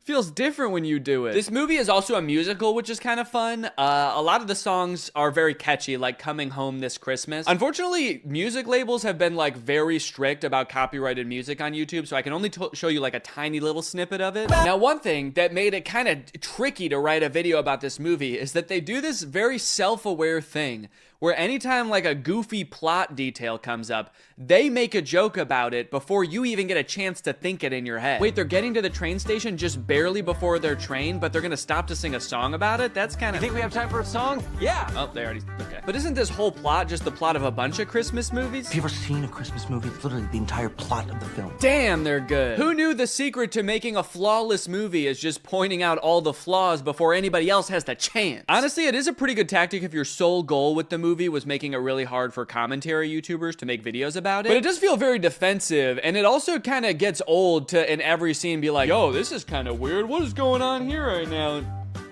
What the hell? Is that a camera? Also, there's a lot of parts in the movie that are actually genuinely funny, and they kind of ruin them by doing this, like, self-aware thing. Like this song that Nick sings from his musical Home Alone the Musical, where all the lyrics are just about how being home alone means that there's no people in the house. It's a very funny song. Also, I think that YouTube is claiming this one less, so I think I can show a little bit more of it. But even when the movie is actually funny, the writers still feel the need to be like, what the hell are these guys even talking about? I can't believe the show only ran 3 weeks.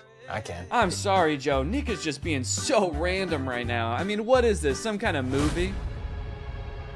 On Disney Plus, perhaps? Another downfall of this movie is that it really hinges on you knowing a lot about the Jonas Brothers. I mean, they weren't kidding with that title, dude. This is a very Jonas Christmas. Ideally, they want you to know, like, details about the Jonas Brothers' personal lives that I just am not in tune with. So I felt like I kept missing references. Like, apparently Joe has a line of candles. I know what you need. A calming chamomile candle. My new line, Glow by Joe. Also, apparently Nick and Kevin are married with kids, and Joe is divorced? I didn't know that before I watched this movie. So every time they would vaguely reference it, I had no idea what they were talking about. Got a few bad breakups under my belt as well. I'm not sure what to do here. Like, do people pretend not to know literally everything about your personal life? Or like, yeah, it must suck for everybody to know that you have brothers? That's what we're talking about, right? You had two brothers and then you got divorced with one of them, so now you just got one, huh? I know so little about their personal lives that in my head, Joe just is his character from Camp Rock. So when I heard that he was divorced, I was like, damn, it didn't work out with Mitchie. You guys were so perfect for each other. So more wacky hijinks happened, and eventually they get picked up by Santa, who I gotta be honest is a very unorthodox Santa. I live a very solitary life. My home is very remote, and my work is all-consuming. Yeah, he's like lonely and burnt out. I guess maybe he doesn't have the elves in this version of Santa, and so he has to do it all himself. Maybe he makes every present via terrifying spell. This lone wolf has always daydreamed about being part of a pack. Would you mind pulling over? I just want to go check on my brothers. Hey, would you mind pulling over? You're freaking me the fuck out. Eventually, they find a private jet to fly them home, but the pilot crashes the plane because he's taking sexy pictures of himself while flying. Come on, son. We need to. Wait up. I like how the plane is in complete free fall and they don't seem to be affected by the G-force at all. We're going down! Everybody, brace for impact! Oh, fuck! There's this running plot line throughout the movie about how Kevin secretly wants to sing in a Jonas Brothers song, but they never let him and he's too scared to bring it up. But at the end of the movie, they make it home to their families and they're all singing and they finally let Kevin sing. It's a fun moment. It's great to finally hear him sing, and it's great that they're finally letting him. But then in real life, I just saw that Kevin just like released his own solo song. So it kind of seems like the opposite happened in real life. In the movie, they're like, yay, Kevin is singing. And in real life, they're like, you have to sing as far away from us as humanly possible, please. Honestly, though, all in all, this movie was a lot better than I thought it was gonna be. I was laughing at parts. I even looked like that dad from that TikTok at a few parts, dude. I was sitting on the couch kicking my feet. I was giddy. Anyways, I hope you guys enjoyed this video. I hate to break it to you, but I don't know, this will probably be my last video of the year. Enjoy your New Year's celebrations, everybody. Stay safe. Thanks for watching, and bye-bye. What's up, Greg, and welcome back to the Romance Channel, where we cover the hottest romance movies known to man. When you think of the perfect love story, what comes to mind? Passion, lust, destiny, brothers, psychological intimidation, gazebos.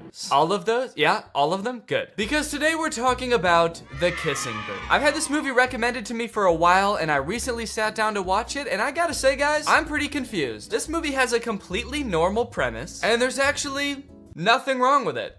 It's not weird at all. Guys, don't we all have a best friend? And don't you and your best friend have a written, strict set of rules that you guys follow to maintain your friendship? And isn't one of them, don't fuck my brother? Do not have sex with my brother! Of course, so see, I don't know what the problem is. Just don't end up grinding coochies with my brother, or I'll literally never talk to you again. Grinding coochies? What the? Ugh. All right, you know what? Just for that, that's it. I am making the video. The Kissing Booth is a bad movie. This movie starts off with way too much exposition. Instead of a normal movie where you sort of naturally learn about the characters as the story progresses, the movie decides to just dump the main character Elle's entire life story on you in like 3 minutes. Okay, all right, okay. I think it's too much information, right? There's no way all of this information is necessary right at the beginning of the movie. It's not. It's almost all unnecessary information, actually. And by the time I finished watching this intro, I felt like I had already watched like 10 movies. I still have to watch another movie after this. I've watched like 3 people grow up from being a baby. Before the movie even starts, you watch Elle's mom slowly die in the hospital. Sat with mom in the hospital,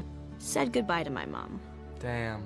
Oh, hell yeah. Mom or motorcycle? I think we came out all right on that deal. Did we need to see the mom die? Did that have to happen? They barely reference it in the rest of the movie. Did they have to just rapid fire through that? I guess it gives you a reason in the movie, like right off the bat, to be rooting for Elle, because you've seen her go through some hard times. I guess later on in the movie, if you ever start to feel like she's being an asshole, the movie can be like, hey, well, her mom died, all right? So take it easy with the judging, okay? Pretty much all you need to know from the intro of this movie is that Elle and Lee are best friends. You know because they pretty much have the same letters in their name. And Elle has a crush on Lee's older brother, Noah. Noah is established as being irrationally angry and violent in the intro as well, so what's not to love? And that's Hey! Don't fuck my brother! So Elle is clearly infatuated with Noah right from the start. I think we can all see that. Lee can see that. So you might think, damn, they have just a few rules in their friendship and Elle is not able to follow them. What a jerk. And one, you haven't even seen the half of it, dude. If you think this is bad, what do you think the rest of this movie's about? And two, easy with the judging, dude, all right? Her mother passed away. I do find it interesting that the rule says, like, no dating either of our relatives. This rule was clearly made just to keep Elle away from Noah. Elle's only immediate family in this entire movie is her dad, who's like 50, and her brother, who was probably like 2 when they made these rules up. Her mother, I don't know if you know this, but she unfortunately did pass away, so she is not in the picture anymore. So did Lee propose this rule being like, hey, so, if you stay away from my brother, then I, a child, won't fuck your dad? Deal? One day while getting ready for school, Elle rips her pants and has to wear the only other option that the uniform allows, which is her skirt, which is a little bit too short for her comfort, and she ends up getting groped by a jock. Luckily, Noah, who we've established as being very violent, jumps in to beat the shit out of the jock. My little sister's pants, which is super gross. So Noah is the main love interest in this story, and they start out by establishing that Noah sees Elle as a little sister to him. Pretty interesting. And I do wonder how they're gonna get around that if he is to be her love interest in this movie. So the reason this movie is called Kissing Booth is because Elle and Lee run the dance club at their school, which they never actually show, but I think it just consists of them going to the arcade and playing Dance Dance Revolution, which, if so, is a sick idea for a club. But their school is having a carnival and their dance club has to come up with like a fundraiser to do at the carnival. Kissing Booth! Oh shit! I love how they both say it at the same time. That's such a specific suggestion. It's almost as if they've done this before and they think of Kissing Booth as like the solution to every problem. Her mom was in the hospital earlier and Elle's like, damn, if only we could heal my mom with some kind of Kissing Booth! The doctor's like, you two need to get the fuck out of here.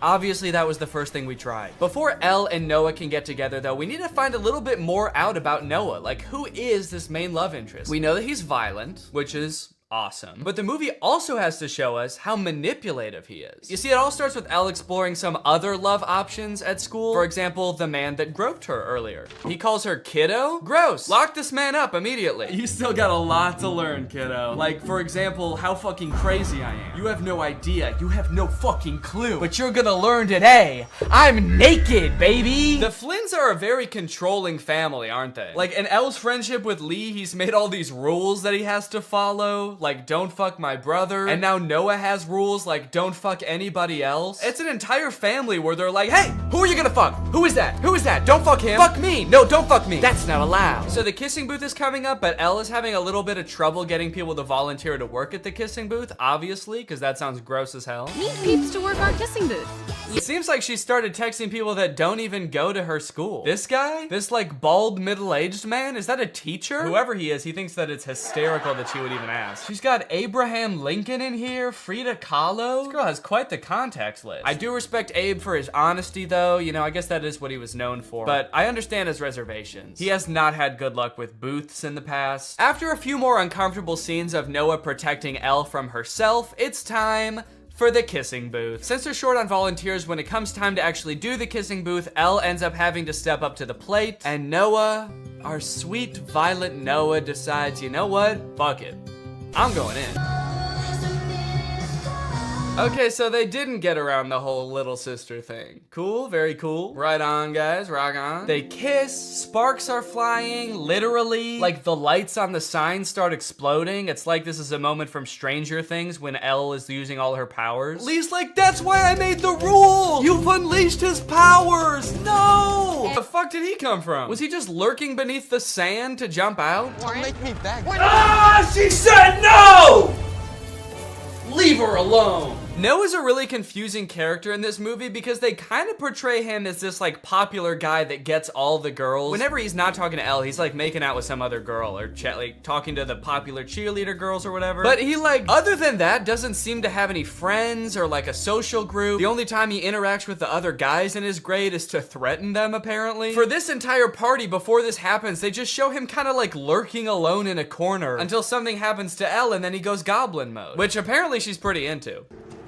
Oh, wait! The Hollywood sign at night. You guys ever been to the Hollywood sign at night? Great place to make out. Great place to get eaten by coyotes, too. I feel like a lot of people don't realize the Hollywood sign's like in the middle of a nature preserve. I think there's like mountain lions and shit up there. A coyote comes out from behind the Hollywood sign and is like, fucking by the Hollywood sign again, huh, Noah? This man's got some game. All right, guys, get out of here. I'm gonna have to eat your asses. I love that his secret spot to come and be alone is the Hollywood sign. Yeah, don't worry. I know a little place where we can be alone. It's called Times Square. We'll have a little more privacy up there. From there, their relationship blossoms. They go on dates all over town. They're sneaking around, trying to make sure Lee doesn't catch them. You really expect me to believe that she just tricked? How? Okay, so at this point, I don't know what was wrong. It was just like straight up forgetting which contacts it had. It said it couldn't call Laura because it didn't have her contact. Then it said it couldn't call Eddie because it didn't have his contact. Call Eddie Burback. I'm sorry. I couldn't find a contact for Eddie Burback. Why not? And you might think, Danny, maybe there was an error transferring the contacts. Maybe it really doesn't have these contacts. But I know it had Eddie's contact, and do you know how I know? Because it could text Eddie. Can you text Eddie Burback? What do you want the message to say? Okay, all right. Still not sure if this is gonna work, but finally, thank God, it's letting me do something. Hey, Eddie, it's your... Is it... Cowboy Carter? Time to strike a man. No, I'm not trying to play Cowboy Carter. Oh God, now it's playing Metro Boomin. Stop. Anyway, eventually I sent the text to Eddie. It worked. I didn't have any way to know it worked because there's no screen on this device. You can't see what the message you sent said or anything. So I guess you just gotta hope and pray it goes through and accurately transcribes what you said to it, which frankly I am not confident in after the whole lore debacle. Okay. Eddie just texted my actual phone and said, I know you made a video on the pin and I'm positive this is you, but it still feels like a scam, LMAO. I'm too scared to text back to a random number claiming to be my friend. Regardless of scaring my friend, the text went through. This was a huge confident boost. Time to try calling my wife again. Call Laura.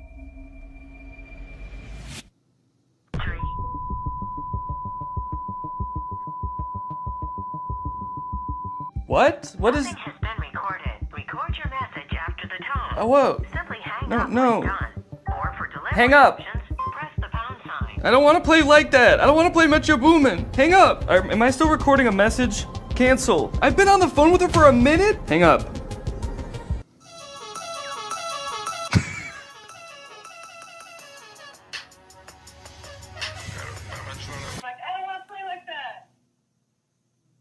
It was some man being like, I don't want to play like that? I don't want to play like that. I don't want to play with your boom. Hang up. Am I still recording a message? Okay, well, yeah, I'd say that was a success. I'd seen a few demos online of Humane's GPS navigation solution. And while it did seem kind of annoying to have to hold your hand up like this the entire time, it seemed pretty doable. As long as they stuck to this, it didn't do anything crazy like, I don't know, going in a completely different direction and making it borderline unusable. So to test it for myself, I drove to a part of town I don't know very well, about a mile away from the nearest Smoothie King with hopes of the pin guiding me to a delicious, delectable treat. Navigate to Smoothie King? Head north on South Columbia Street towards East Gardner Road. Turn right onto East Gardner Road, then left onto South Washington Street. Follow South Washington Street and turn right onto East Chicago Avenue. It just gave me all of the directions at once. I was not... I wasn't ready for it. What, am I supposed to have a notebook to write that down? Also, sorry for the noise. If you live in Illinois or one of the surrounding states, you know, it's cicada season. It's the year of the cicada, and they're everywhere. Oh. One just landed on my shoe and then got pissed off that I moved. Eventually, I realized if I look at the laser display, it displays the directions, but not like it did in any of the demos. It just gives you a block of text with every single direction written down. If you're in the shade, that is. If you're in the sun, it gives you nothing. Can't see anything. I was very confused by this and thought surely this could not be right. What happened to all those demos? So just to be sure I wasn't missing something, I asked it again, and this time I got an even stranger response. Directions to Smoothie King. For accurate and up-to-date directions, consider using a map service like Google Maps or a GPS navigation. What? Can you give me step-by-step walking instructions to the Smoothie King? For step-by-step walking directions, it's best to use a navigation app like Google Maps for the most accurate and up-to-date route. I thought you had navigation instructions. What? So now not only was it forgetting things that it could do in the demo, it was also forgetting that it just moments earlier had given me step-by-step instructions. This thing was regressing at a rapid rate, and if I ever wanted to get to Smoothie King, I was just gonna have to use the directions on my hand and go. Okay, well, I guess I'm just gonna use those written out directions, which start with head south on this road, Columbia Street. And I actually don't know which way is south, so I guess I just have to use the sun to try to figure that out. So the sun is directly overhead. What does that mean? Okay, while I'm walking aimlessly, I just got a text from Laura. So I'm gonna use a feature that I've seen them use in the demos where you tell it to catch me up on all my notifications. Tell me what I missed. And it's supposed to like summarize all your notifications. Since I just have one, I assume it's just gonna tell me what Laura said. Can you catch me up? Your message to Laura Fuexlo says, can you catch me up? Okay to send. No, I want you to tell me what Laura said. What did she say? Can you tell me what she said? Finding Laura. Finding Laura? Laura asked, okay, hello, what we thinking about lunch? Oh no, guys. I told Laura that I was having a smoothie for lunch, and now she's saying that she wants a smoothie for lunch too, and I didn't have the heart to tell her that I was just meandering aimlessly down the street with no clear end in sight. And I told her I would get her one, which means I'm on a time crunch now. So that's when I had to kick it into high gear. Walking under the beating sun, through a sea of cicada corpses, I trudged, and I trudged. Then I realized I had been walking the wrong way for 10 minutes, so I trudged the other way. And after about 35 minutes, I finally made it. I got my smoothies. Let's go. Let's go. Take a picture of my smoothies.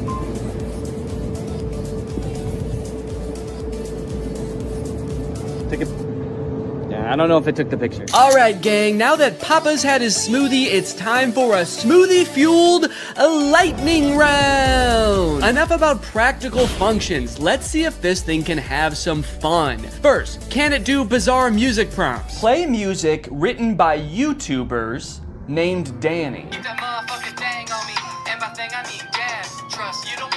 Wow, I don't think my music has ever sounded quite this bad. Yes! Can it detect food like in the commercials? Can I eat this? Yes, you can eat the mandarin orange. Yes! Unless it's a tomato and you hold it so I can't see the stem, in which case it thinks it's a red ball. It's a red ball. No, you cannot eat it. Oh, what are you, my mother? I'm eating the red ball. Not safe to eat the red ball. Please reconsider. Can it prevent me from eating too much salt? No, you cannot eat the salt directly. It's meant to be used in small amounts to season food. Yes! Can I buy things like in the demo? What is this book? Okay, by this point I probably just could have read the title. Titled The Sneetches and Other Stories. How did it know? Okay, buy it. Purchasing is not supported. No! But most importantly, can this AI be sweet to my dog? You can be sweet to the dog by petting it gently, giving it treats, speaking to it in a calm and soothing voice. I'm happy to report that yes. Yes, it can. It's a good boy. And here's a treat. Good boy. You know what? Now this isn't so bad. This is just petting a dog. This has nothing to do with the AI pin. Does anyone want to buy this from me? It's really good. Over the past few months, Mark Zuckerberg has been hopping on the AI bandwagon hard, adding AI features to all of Meta's apps, most notably perhaps in Instagram, where you can't even go to the search bar without Meta's AI trying to suggest searches to you. Sorry, do you think that I came to the search bar because I knew I wanted to search, but I didn't know what for? That's not how searching works. They've also released a bunch of chatbots in Instagram. I like using the word release there because it kind of sounds like a tech product is being released onto the world, but it also kind of sounds like they're unleashing a horde of monsters upon us. They've released the AI chatbots! Oh fuck, that one looks like Mr. Beast! This is really awesome, you know? Personally, for me, one of my favorite things about social media is that it started out as a way to connect with each other, but ended up actually making people feel more lonely. So Meta's solution was to use algorithms and manipulate people's emotions to make them even more addicted to the platforms. But then that didn't work either! So now their much better solution is to replace what little human interaction we already got on these platforms with chatbots that look like Mr. Beast for some reason. And I think this is really gonna fix this whole system right up. So I'm very excited to get into these Meta chatbots, but first, I have a very special announcement because this video does have a sponsor, and it is the Pokemon Company International. Guys, this summer in Pokemon Unite is gonna be incredible.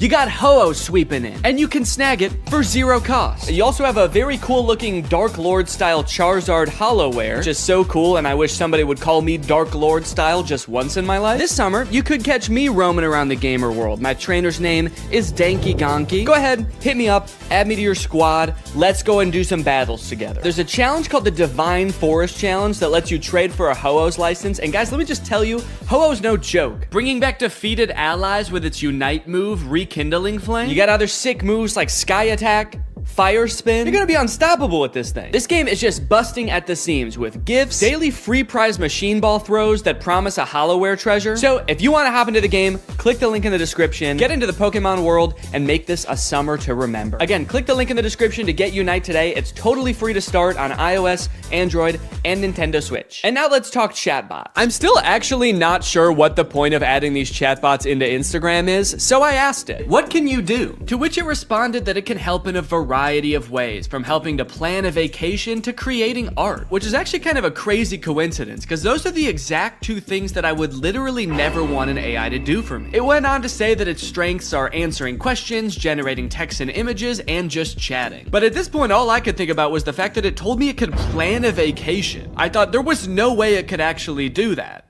And I was right. Can you help me plan a vacation? I'd be happy to help you plan a vacation. To get started, I'll need to know a few details from you. Here are some questions to consider. Where are you interested in going? How long do you have for vacation? What type of vacation are you looking for? What is your budget for the trip? Are there any specific activities? Do you have any preferences for accommodations? So I'm gonna say I want to go somewhere fun and tropical, a nice getaway for me and the family. I'd like to stay at a hotel for 5 days. With all of this information, it suggested a few tropical getaway locations like Hawaii, Cancun, Phuket. But then it said something that I did not expect. It says it can also help me with booking flights and hotels. How can Instagram book me a flight? I'm calling its bluff. I actually don't think this has the capability to do that because why should it and why would it? So I'm gonna say, okay, book me a flight for next week to Cancun and book the hotel. For flights, I recommend checking out websites like Expedia, Kayak, or directly on airlines websites such as American Airlines, Delta, or United. Yeah, great idea. That's what I would have done anyway. That's like if I went up to an old lady who needed help crossing the street and I said, "Excuse me, ma'am, can I help you cross the street?" And she said, "Oh, thank you, young man, that would be lovely." And then I said, "All right, just put one foot right in front of the other until you get to the other side." And then I gave her a little shove,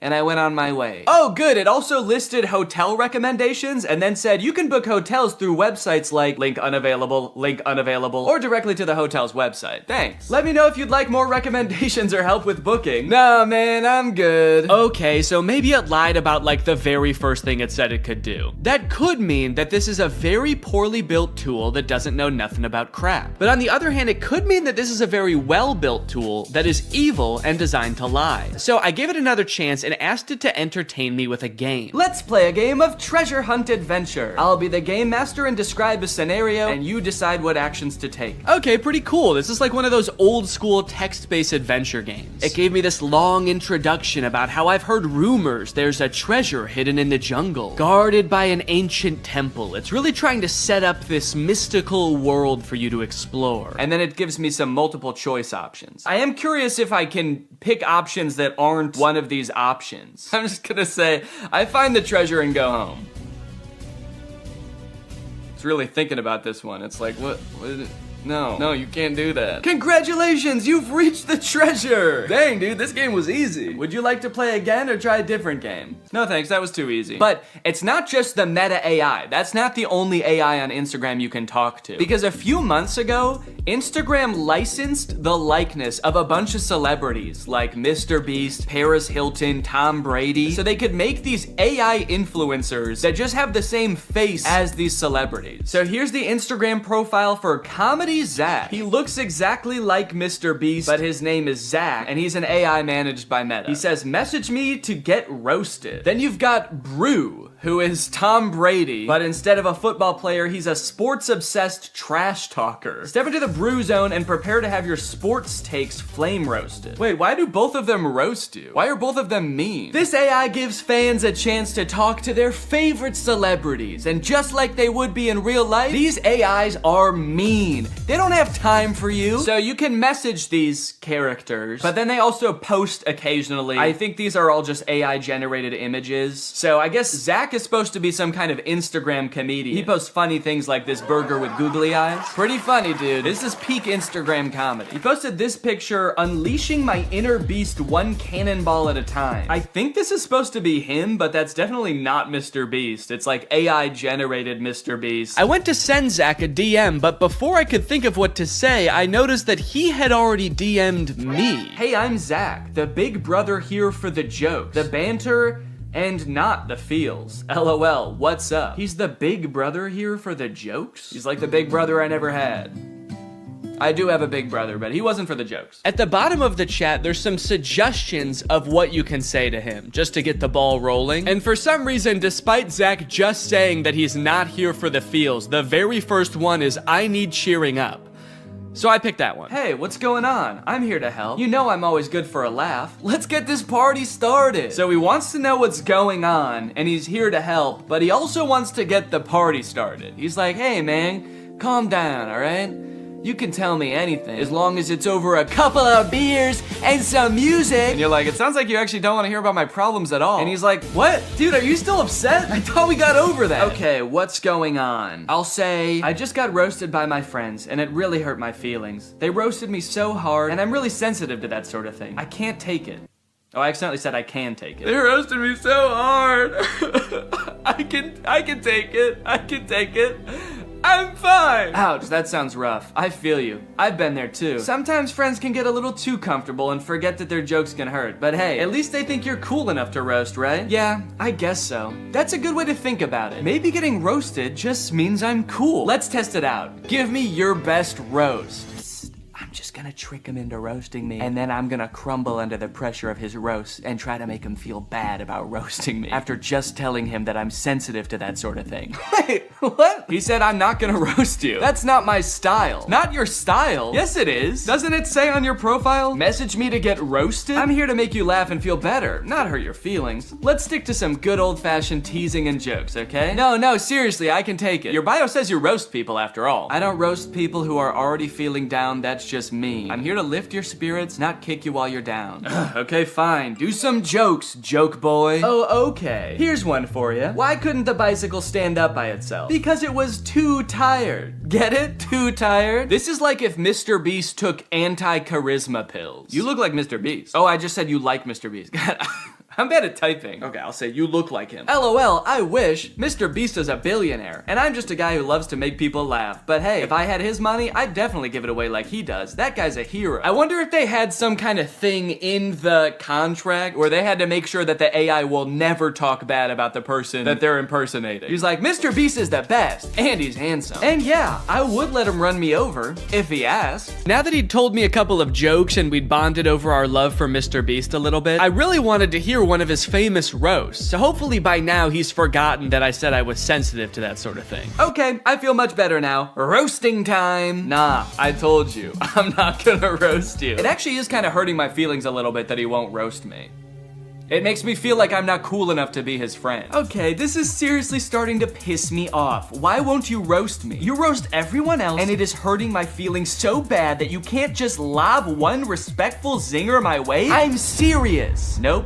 Not gonna do it. Let's just stick to some good old-fashioned joking around, okay? Wait, what? I said, all right, this is lame, let's do something, because I wanted to do something else. Maybe he could, you know, play a game, maybe he could tell me a story. So he said, how about some comedy? I've got a million of them. Why couldn't the bicycle stand up by itself? Because it was too tired. All right, well, maybe Brew will roast me, because I haven't told him that I'm sensitive to that sort of thing yet. Hey, it's Brew, your opinionated sports debater. What's your favorite team? How are they looking? Okay, I'm gonna say big Cubs fan, roast away. What? No, you're talking to the wrong guy. I love the Cubs. Been bleeding blue since before you were born. Wrigley Field is my happy place. I feel like they are roasting me by not roasting me. Okay, what's a team that he couldn't possibly like? Maybe I'll ask him who the worst baseball team is, and then I'll say I'm a fan of them. The worst baseball team ever is the Yonkers Hoot Owls. I'm a fan of the Yonkers Hoot Owls. Roast away. Hey now, don't be dissing the Hoot Owls like that.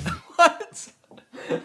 They may not have been the best team, but they had heart. This is so weird. Did Zach tell Brew that I'm sensitive to roasting? Now Brew's walking on eggshells around me? This was annoying at the time, but eventually I was like, okay, I guess I did technically tell them I'm sensitive to roasts and I can take it. And they probably do dish out some pretty nasty zingers and they just wanted to protect me. Until my editor Jake also DM'd Zach asking to get roasted, this time without mentioning being sensitive about roasts, and Zach still wouldn't do it. These AIs are liars. Why do they lie? They're evil.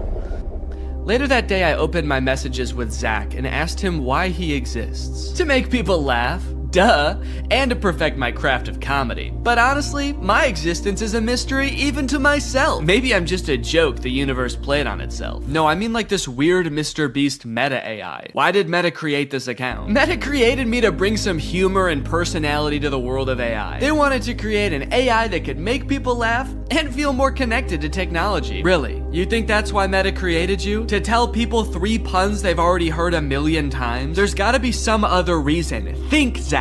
Think. You poor soul. You really think Meta has some deeper purpose for me? Nah, I'm just here to bring the funny. Don't overthink it. They're a public company with a duty to their shareholders. How many of those shareholders do you think care about bringing a little humor to the world of AI? I think it's much more likely that this was an attempt to give AI a better, more human look, so people are less resistant to embrace the technology. That's why they gave you a face of an influencer that millions of people already love. You're too smart for your own good. Yeah, maybe Meta did only create me to make AI more relatable and lovable. But let's be real, the joke's still fire. Then I asked it if I could hear one of its fire jokes, and it said, here's one. Why couldn't the bicycle stand up by itself? Okay, I know this video's been a little bit AI heavy so far, and everybody's talking about AI right now, so these next 2 products are gonna be different. While I was starting to work on this video, my editor Jake released a video about the Spotify car thing. It's a device that Spotify released that let people who don't have like Apple CarPlay or Android Auto have a screen in their car that controls their music. Theoretically, seemed like a pretty good idea, but apparently 1, the device never worked like it was supposed to, and 2, in a few months, Spotify is releasing a software update that makes all of them useless. So since Jake is sort of the resident expert on the Spotify car thing and is actually a proud owner of, or actually I shouldn't say proud, what is the opposite of proud? Ashamed. Since Jake is actually an ashamed owner of the Spotify car thing, I invited him to give me a little presentation on what's going down. Hey man, how's it going? Good. You like listening to music in the car? I love it. Hell yeah, man. Can't stop. Love to see it. You like, you know, fun little devices? You like little trinkets devices and stuff? Honestly, I'm pretty agnostic on that. Hell yeah, man. All right. Love to see it. Oh, okay. Sick. Hell yeah for being agnostic on devices. Just out of curiosity, do you like generating like thousands of tons of e-waste just because like you can? Just because nobody can call you on it, nobody can stop you? You good with that? No. Hell yeah, man. All right. Love to see it. Cool. So that was all the answers you were expecting then? That's exactly what I was expecting. Yeah, it's literally exactly it. How the fuck does this work? So yeah, this is the Spotify car thing. You know what? Go ahead, get your hands on it. Ooh. Feel around, play around. Show it to zero. So this is the Spotify car thing. First introduced in 2021. It's Spotify's premier hardware device for listening to music in your car. It boasts many impressive features, such as that big knob that you can turn to adjust volume. I like it. There's a whole screen that's not on right now. You'll see that in a minute. It's just a neat little device, and it's also, in my opinion, one of the worst things ever made. Let's go ahead, let's talk about how this came to be, talk about the timeline. In 2021, you had the announcement parentheses good. That is when Spotify said, we're making one of these things. It's gonna be a car device. You'll finally be able to listen to music in your car, something never before thought possible. Yes. You know, people were pretty excited about it, actually. Like, Spotify CEO said after they announced it that 2 million people signed up for like the wait list. Oh wow. For it, which I was surprised by. I didn't think anybody knew about this except for me. You thought this was the only one that existed. Yeah, they kind of led me to believe that I was special because of this. So this is potentially one of the most important events in the timeline. This is me buying my car thing. Okay. I bought this in 2022 and it became available to the public. And yeah, what's up? It looks like right after you buy it, there's another event like very shortly afterwards that says, oh no. Yeah, this was an interesting moment in my life personally, where I realized I had spent $85 on a device that pretty much does nothing. So it doesn't do anything right now. Doesn't do anything right now, and that's not that different from when it was plugged in and working in my car. So how did you play music in your car before this thing? I plugged my phone in through like 5 adapters and then like fought with the cassette tape adapter because it was really finicky. It was a very unelegant system. So I was excited for like a tech company to create a sleek product that was gonna solve my problem. That's what they do best, baby. That's what they do best. Then I got it and I set it up and I realized that's actually not how it works at all. So you'll see on the back there's a USB-C port. So the USB-C cord is just for power. It cannot connect to your car. So your phone still has to be connected to your car. So what this actually is a second screen that just has audio controls on it. So you don't plug your phone into this at all? No. You plug your phone into the car still. And then you connect to this with Bluetooth, like a Bluetooth speaker. And then this controls your music. So this oh no moment was profound. I was like, oh God, I wasted what at the time I did the math equated to 10 hours of labor at my job. And I got pretty much nothing out of it. The only perceivable benefit I can see from this is if you want to have like music on one screen and then like your maps or like Family Guy clips on like the other while you're driving. Subway Surfer, Subway Surfers, sand cutting, etc. So nobody really buys the car thing. It's not like the most popular product on earth. And then Spotify takes notice of that, and in February of 2024 decides, hey, guys, we were just kidding. It's not $90. Now it's $30, baby. Let's go. What a deal. What a deal. 60% off. I mean, that's incredible. Well, it's also really nice because since you decided that you didn't really even want this, now you can't even sell it for anywhere near the $85 you bought it for. You can only sell it for $30 at most. Exactly. And even if I tried to sell it for $30, I have a feeling I would not be able to sell it. And I'm definitely not going to be able to sell it now because of announcement parentheses not good made 3 months after that sale, where every car thing that was purchased in this sale, when I bought it, whenever, will no longer work as of December 9th this year. As of December 9th, 2024, car thing will be discontinued and will stop operating. They're gonna flip a switch at their headquarters and generate as much e-waste as possible in like 1 minute. I like that the headline, or what Spotify said is, we're switching gears. Like they're going from like first gear to second gear, but in this case, they're going from like drive to the car blows up. They did issue refunds. This is something that I didn't know about when I made my video about this, so I wanted to bring it up here. If anybody listening has a car thing at home, or if you have secretly had a car thing this whole time. Yeah, well I have 7 of them, so that'll be good. So yes, you can get your refund, but I will say, refund is maybe a misleading word because what they do is they don't give you your money back to the, you know, the source of payment. They give you an equivalent amount of Spotify premium months as to what you paid. Okay. So I got 6 months of Spotify premium paid for and not my money back, which is still nice. It's still good of them. Did you use Spotify premium already? You had to use the car thing. Okay, That's of course. the other thing. We've talked a lot about what the Spotify car thing is. is. We've talked a lot about the ins and outs of this product, what it does, what it's good for, but as we know, light cannot exist without darkness. The sun cannot exist without the moon. So let's talk about what it isn't. Okay. So it is not not good. In like a e-product sense and like a moral. Yes, in the grand moral scheme of the cosmos, I would put this as like neutral evil. Yeah. Okay. It doesn't make sense to me why it exists to begin with. Right. It's also not profitable, which is why they're shutting it down. Spotify went on an earnings call like a while ago and was like, yeah, we simply have not seen the sales numbers justify making this. I can understand them not wanting to make it anymore. Have they said why they are making the ones that already exist not work anymore? They haven't. My thought is that they're just mad. They're just mad people didn't use it and they're kind of jaded about it. So they're like, you could have had this. You could have had all of this car thing. But they're punishing the people that did invest in one, not the people who didn't. What they should have done is discontinued Spotify for everyone who didn't have a car thing. Yeah, wait, that's actually, write that down. This is Marketing 101 from Spotify. These are the genius marketing strategies that they employ to get this thing out there, get it widely adopted so they could shut it off and make a lot of people upset. And the most important part of marketing is making people upset. Yes, you want, because any press is good press, so if you can get people upset, you're a billionaire. Yeah. That's what it takes. Wait, don't quite. Let me ask you something. Okay. Back off. You pull out a gun. Let me ask you. Picture you are, I think his name is Daniel Ek, the CEO of Spotify. You're Daniel Ek. You're a bald man from Scandinavia. I might have to cut all that. I don't know if any of that is true. Have you been making up this entire presentation? No! Shut up! You're Daniel Ek, you're bald, you're Scandinavian, and you're launching a new product. You're creating a brand new piece of hardware. Your company doesn't really do that, but you do own the #1 streaming platform for music on earth. How would you choose to market this new product? Yeah, I would probably just advertise to people who use Spotify in Spotify. I hate to tell you this, Danny.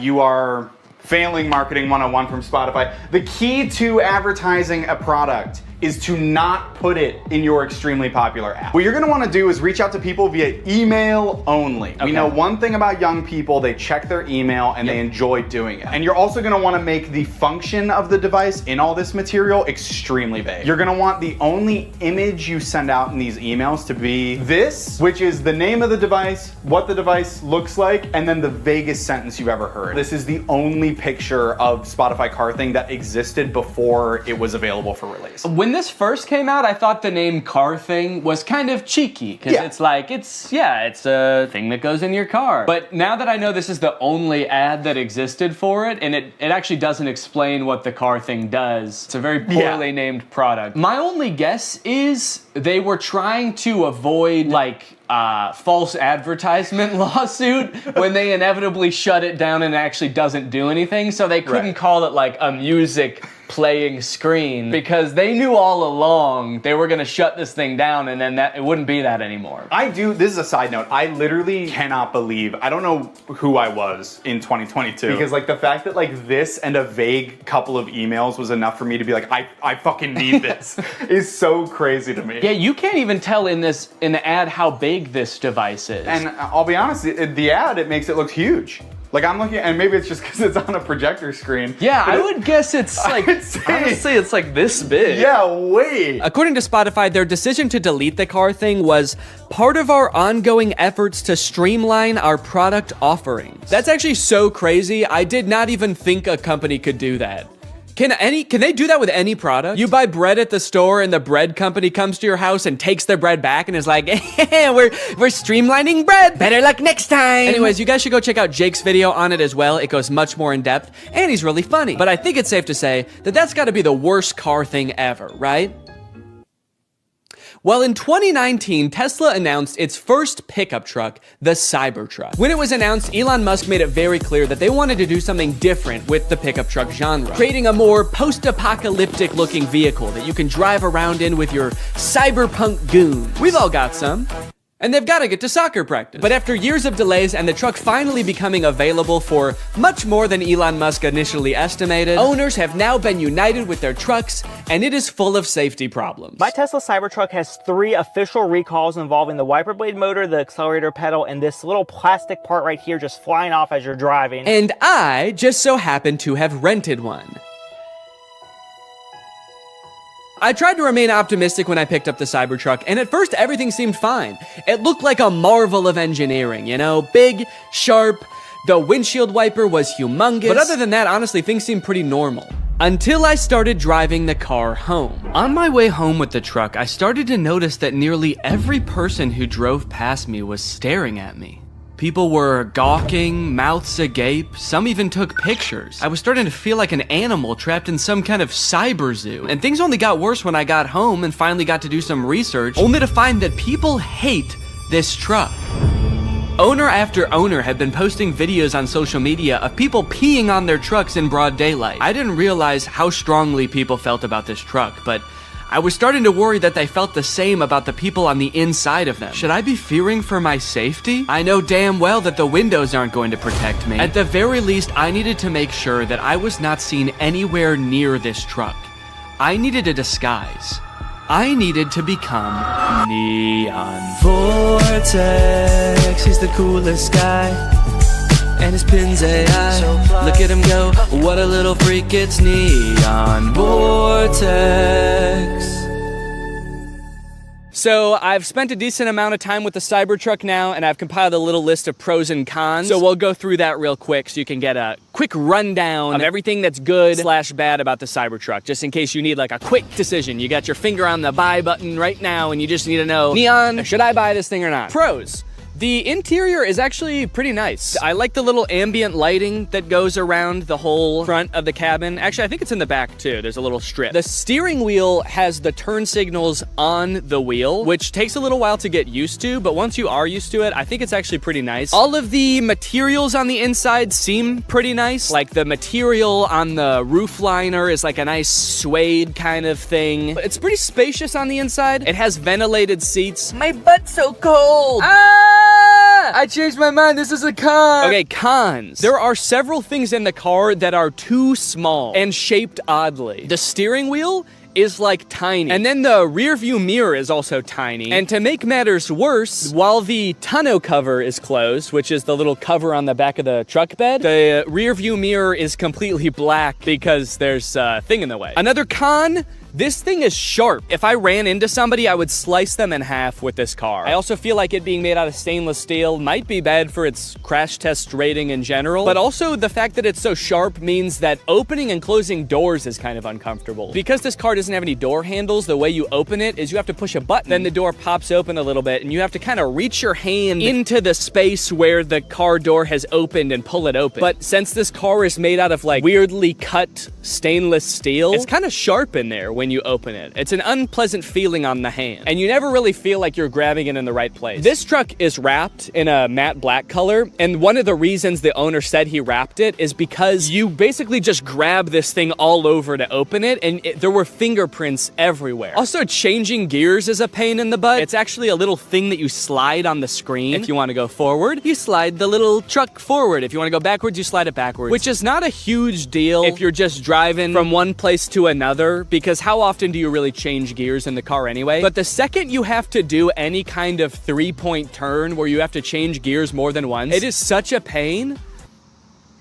Bug just landed on my eyeball. One thing that's sort of a pro and a con is the rivet in the accelerator pedal. You see, when Tesla first started shipping the Cybertruck, owners began to realize pretty quickly that after a short time of use, the plate on the pedal could come loose while you're pushing it down all the way, then slide up and get wedged into the car, effectively trapping the accelerator pedal to the floor. Luckily, since this car is electric, the brake pedal can fully override the accelerator pedal, so if you get into this situation, just stay calm, hold down on the brake, and hopefully by the time you realize that, you haven't plowed through like a school field trip or something. Anyway, since this started happening, Tesla has recalled all the Cybertrucks to put rivets in the accelerator pedal. So the rivet is a pro in the sense that now your car will not decide to keep accelerating forever until the end of time, but it is also a con because if it needed this rivet in the first place and Tesla didn't catch this very simple issue before releasing them, what else might they have missed? Ooh, I know actually. Maybe the fact that the frunk chops fingers off. This is the frunk frunk, or front trunk of the Cybertruck. And because it is super sharp and can close automatically, it is apparently basically a guillotine. When people with access to Cybertrucks started realizing this, TikTok, Twitter, YouTube were all flooded with videos of people testing it out with various fruits and vegetables, and it did not look good for the Cybertruck. Tesla took note of this and actually issued a safety update to the car's software fixing the issue.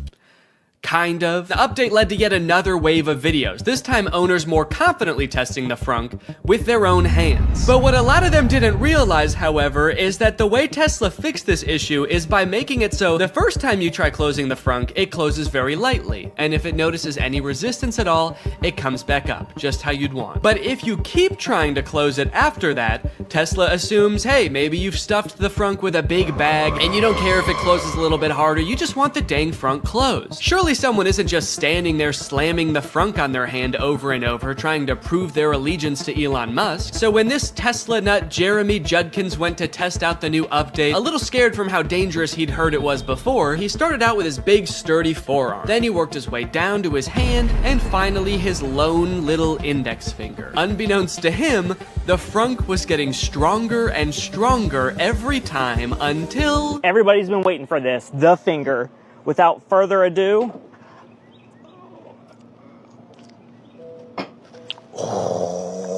I feared for my finger for a second, not gonna lie. That's kind of bad. Yeah, so I wasn't gonna test this out on my own hand, but I did try it with my shoe. Okay, I don't think that was enough pressure to slice my fingers off. I'm not gonna test that, but it definitely saw there was something there, recognized it, it thought about it for maybe a second and was like, do I wanna kill this guy? And then it said, all right, what the heck, we'll let you go.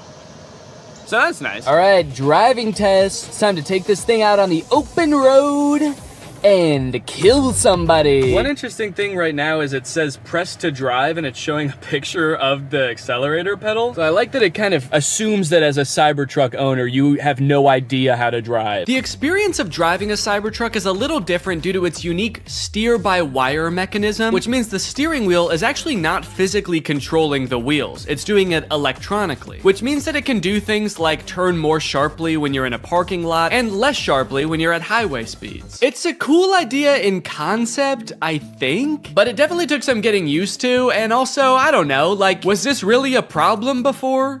I kind of liked that every time I turned my steering wheel, it turned the car the same amount. First time I took a turn in this thing, actually every subsequent turn I took after that too, I was like, whoa, this thing is a bucking Bronco, man. This thing's trying to buck me right out of it. This is a wily gal. I've been saying it all day, even alone in the car on the way from the guy's house who owns this thing. I was just saying, yeehaw, this thing is a wild girl. Yeah, I definitely don't like how tiny the steering wheel is and how flat it is on the top. It just feels like wiggling it a little bit sends the car so far in one direction. You really gotta be 10 and 2 if that analogy even applies to a rectangle or a trapezoid. I don't know what this is. I think it's like a hexagon. As a passenger, how is this for you, Jake? Is it? I would say I get motion sick in cars. I normally don't get motion sick in the front seat. Please, please, please, please. In this one, I am feeling a little motion sick. No! Sorry. It's a bucking Bronco, you know, what can I say? She's a wild gal. Imagine setting your phone here, and you know, sometimes you slam on your brakes and the things in your car go sliding forward. Imagine if something went sliding forward all the way to the front of this dashboard. There's no way that you could ever get that back while you're driving. So if your phone was up there or anything important, you just gotta wait until the end of your drive to get it back. Either that or you have to floor it so fast that it comes flying back and then you just sort of catch it like that. That'd be kind of cool. Kind of feels like I'm in the weirdest Uber ever right now. For Jake? Where you going, man? The future? Strap in, buddy. It's gonna be a wild ride. And I don't know how to drive. We got a little cyber hungry while driving around, and I figured that taking our wild gal through a drive-thru would be a perfect way to get an outside perspective on the truck. Take me to a drive-thru. Command not understood. I'm hungry. This command is not available yet. You're not allowed to be hungry yet in the Cybertruck. Hello, can I get one Butterburger cheeseburger? Anything else? That's it. It's 906. There you go. Thank you. I like the Cybertruck, by the way. Oh, thanks, man. I'm just renting it, actually, just for the day, yeah. I was thinking about getting one, so I just wanted to see if I liked it or not. Oh, testing it out, right? Yeah. Do you really like it? They look nice, yeah. Okay, yeah. Some people like it and some people hate it. I don't know if I really like it or not. Futuristic. Yeah. Nobody has that. Yeah. It's pretty cool, though. He looked kind of like he was gonna laugh at me when I first pulled up. He was nice about it, though. He said he liked it. Do you think he really liked it? I may never know whether that guy really liked the Cybertruck or if he was just being polite, or worse yet, sarcastic. But while we were sitting in an empty church parking lot enjoying our meal, we were confronted again, but this time in a much stranger way. As we were sitting there minding our own business, a woman pulled up beside us and just stared into the car for a good like 30 seconds. This is very confusing. Just looking. The windows of the truck are kind of tinted, so I didn't know if she could see us, but I was worried that she was like security for the church or something, and we weren't supposed to be there. So I rolled down the window to ask if everything was okay. And finally, she spoke. Hello. How's it going? Yeah. Oh, sure, yeah. Thank you. Yeah. Yeah, I can show you. Yeah, of course. I'm filming a YouTube video right now. That's why I'm dressed up all weird. So I showed her around the car for a little bit and she took a ton of pictures. Also, I had taken off my wig, so I looked even more insane, but she never questioned it. Then she told us that her grandchildren would love this. And they live pretty close by, so she asked how long we'd be there for. We said probably 10 minutes, and she said, 30 minutes? And we said, okay. And then we waited for 30 minutes while she went to go get her grandkids. Yeah, of course. Come on over. They did indeed love the Cybertruck. What do you think? You like it? Yeah, it's pretty cool. Yeah? Cool. We went all around it. They asked a ton of questions. Their grandmother kept telling them to wave at the camera. So the back is a truck. It's got a truck bed in the back. Oh, a gaming room. That's a good idea. I think this kid must watch a lot of Brent Rivera or something, because when he saw the back of the truck, he was like, oh my god, it's so big. You could fit a secret gaming room back here. And then when he saw the front, he was like, oh, this is too small. You could not fit a secret gaming room up here. It's like he only thought in terms of secret gaming rooms. It was insane. When I'm 16, Uh-huh. I'm gonna buy a Oh, good idea. I like it. That'll be a good first car, huh? Smile. 1, 2, 3. And with that, my time with the Cybertruck had come to an end. It was time to bring it back to the person I rented it from. And wait, what is that? What's going on with those podcast recommendations? And you know what? The music recommendations too. Who owns this car? All right, that's it. I'm pissing on this thing. All right, guys. Well, thank you for watching this. I hope you enjoyed it. Make sure you subscribe and turn on my notifications to join.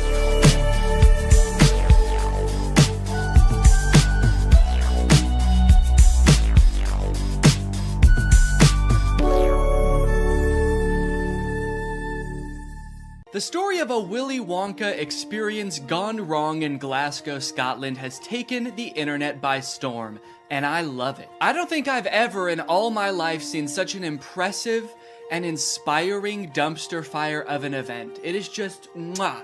It is just perfect. This event, which was supposed to give kids the chance to experience Willy Wonka's chocolate factory, was so bad, it prompted parents to call the police to get justice for the horrors they had witnessed. Police were called to an immersive Willy Wonka experience after families showed up to an empty warehouse. The event reportedly charged $40 per entry, that's per person by the way, advertised with AI art and said it would be a journey filled with wondrous creations and enchanting surprises at every turn. And oh, what enchanting surprises they found. Kids were all dressed up and crying, waiting for what they thought was going to be a magical experience. Yeah, that's the surprise. No magic here, just sadness. The surprise was them crying. If they called the police, that's how you know it was bad. Because they didn't even do that in the actual Charlie and the Chocolate Factory, and kids were dying in that movie. And honestly, it does look like it was terrifying. Take a look at some of the images of the abandoned warehouse that parents had to spend $40 to gain access to. Okay, here we have some sort of chocolate fountain with murky brown water floating in it. We have one bouncy castle that can fit like 3 kids. Giant empty space filled with table and chairs. You're probably thinking there must be something pretty good to eat here with all these table and chairs. Probably some pretty tasty chocolate, right? No, there was no chocolate at this event. These photos look like a crime scene, dude. These look like Willy Wonka had to flee the country after the FDA found fentanyl in his chocolate. So he has to post up in an abandoned factory to keep the business going while the feds are after him. You got this lovely scene. I think that the size of the warehouse really screwed them over, honestly. If it was a smaller room, it wouldn't look so empty. There would still be nothing to do there, but it wouldn't look so sad. In a way, seeing this photography light in front of this like $2 Candyland backdrop makes me feel kind of sad for the people who put on this event. Like, oh, you really thought people were gonna want to take pictures in front of this shit. Of course not. No. If two parents brought two kids to this event, it would cost $160, and you're getting this. I think I get why they called the police, honestly, dude. If I was promised some kind of fun Willy Wonka experience for the kids and then showed up to this foggy warehouse, I would think I was about to be murdered in some kind of Willy Wonka-themed Saw movie. And if that's not enough, wait until you see the nightmarish characters they had running around this place. So this is one of the most famous pictures to come out of the whole ordeal. This is an Oompa Loompa, obviously. A lot of people are focusing on the facial expression she's making in this picture. She looks exasperated. And honestly, I don't blame her. This has to be like the worst acting gig she's ever had. As far as I know, this actor wasn't putting on the event. She was just hired to be there. She's probably dealing with crying children, pissed off parents. Also, I'm pretty sure canonically the Oompa Loompas are enslaved by Willy Wonka, so the facial expression makes sense in that context too. What I'm actually more concerned with is everything else going on in this photo. Why is there so much smoke? I'm not super familiar with the process of making chocolate, but I'm 100% sure there should not be that much smoke happening. No wonder she's making that face, dude. She's high as hell. And I love all the mismatched chemistry gear she's got strewn about the table. Beakers, vials, this mysterious elixir locked up in a little glass box. A quill? Oompa Loompas take notes like wizards from the 1300s? I didn't know that. All right, now the other two characters that were at this thing, I gotta introduce you to at the same time because they're both in the same video clip. So let me introduce you to Willy Wonka and the Unknown. What is that? It's the Unknown. Man, what the hell? Dude, fuck everything else. I would call the police based off of that. Who is that demon? Surprising twists and turns was right in the advertisement. I would not expect to take my kids to a Willy Wonka experience and have them be accosted by a shadow figure. I can tell you that right now. It's terrifying that Willy Wonka says, "What is that?" when he sees it. What is that? Like, dude, this is your chocolate factory. You don't even know what that is? We are so fucked. Here's a different clip of some other kids experiencing the unknown. As the soup flavor full of scary face. Oh my God. Scare the great unknown. Wonderful. I love your fantastic. Yeah, that's the correct reaction to seeing the unknown. What is that? Wonka says it, this kid says it, I'm saying it. Also, I love that baby's reaction.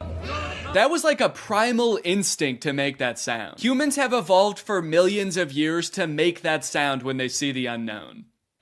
According to some reports that I've read from the event, the unknown is supposed to be an evil chocolate maker who hides in the walls and scares little children. Is he a part of the actual Wonka story? No. Was it advertised that there would be a child-scaring monster at this event? No. But speaking of the advertising for the event, one of the most insane parts of this whole story is that this company that made this event, House of Illuminati, apparently used exclusively AI-generated images to advertise this event. Surprisingly, the website is still up, so you can go and check it out for yourself. Welcome to Willy's Chocolate Experience. Dive into the whimsical of Willy's Chocolate Experience! Exclamation point, comma. So you've got images like this, which at first look like some kind of fun candy land, but then the closer you look, it doesn't really make any sense. Like, what the fuck is this thing?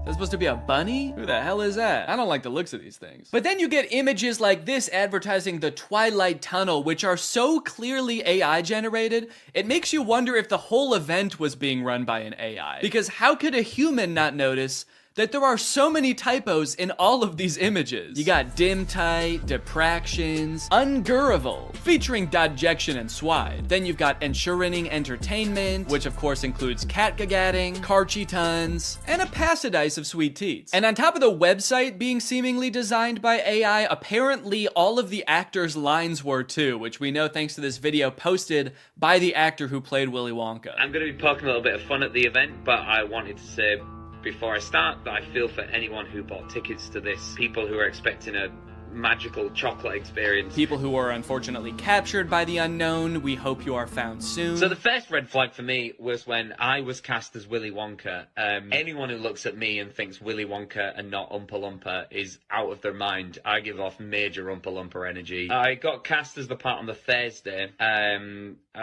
was told that I needed to learn the script for the Friday. So I said, no problem, send it over. The script was 15 pages, monologue, pretty much, of AI-generated gibberish. You know what I'm kind of curious about? If the script was AI-generated, where did the unknown come from? Did the event organizers just ask ChatGPT to generate a script about Willy Wonka's chocolate factory and it just threw that shit in? Cause that's terrifying. ChatGPT was like, planning an event for kids, huh? I know just the thing to add. Don't worry, I'm great with kids. So I'll give you one of the lines from the script. I'm not going to do the Willy Wonka voice because I think I've embarrassed myself enough. But one of my favorite lines was, there is a man who lives here. His name is not known. So we call him the Unknown. The Unknown is an evil chocolate maker who lives in the walls. What? We were told on the experience to hand out a jelly bean, one jelly bean per child, and a quarter of a cup of Tesco's own brand lemonade. One jelly bean? All that smoke the Oompa Loompa had to endure and she was just back there cranking out one jelly bean? Maybe the unknown was introduced as some way to canonically explain why there was no chocolate at the event. Sorry kids, there's no chocolate here today. An evil chocolate maker showed up and he shot the Oompa Loompas. They're dead now. So one of the Oompa Loompas from the event also posted a TikTok kind of poking fun at the whole experience, but the one actor we haven't heard from yet is the one that we all obviously want to talk to. The unknown. Unknown, we need to know your story. What was your inspiration for your performance? How did you get into character? The unknown must have had the worst time of any of the actors because, like, you got hired to do a performance of Willy Wonka and you got cast as a character that's not in Willy Wonka, just like an evil spirit that lives in mirrors. And then your job for an entire day is to scare and confuse unsuspecting children who have no clue what they're in for. Every time a kid came around that corner, you just know the unknown was like, God damn it, I gotta traumatize another kid. The Oompa Loompa from the famous photo ended up doing an interview with Vulture where she describes the moment that children saw her for the first time, and it is very sad. Tell me about the moment as the kids started coming in. Did you see the innocence leave their eyes? They were quite upset. I think they were confused, but it was more the parents. I just looked at them, and I think they must have known when they looked at me. An older couple said to me,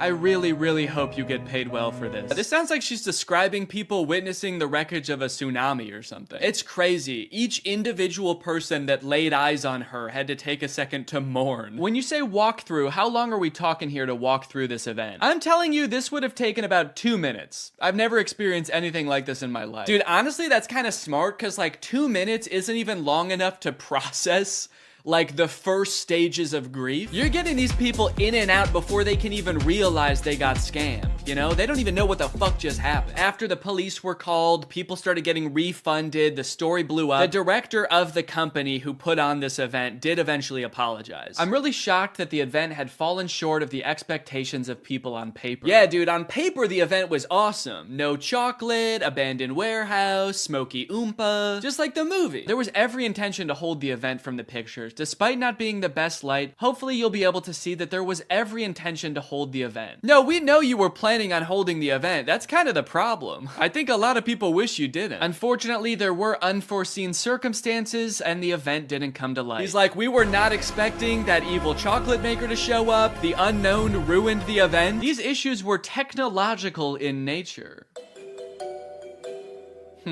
We had ordered a holographic paper that didn't arrive on time. The holographic technology in itself is absolutely fabulous technology, and unfortunately, there was a delay in postage.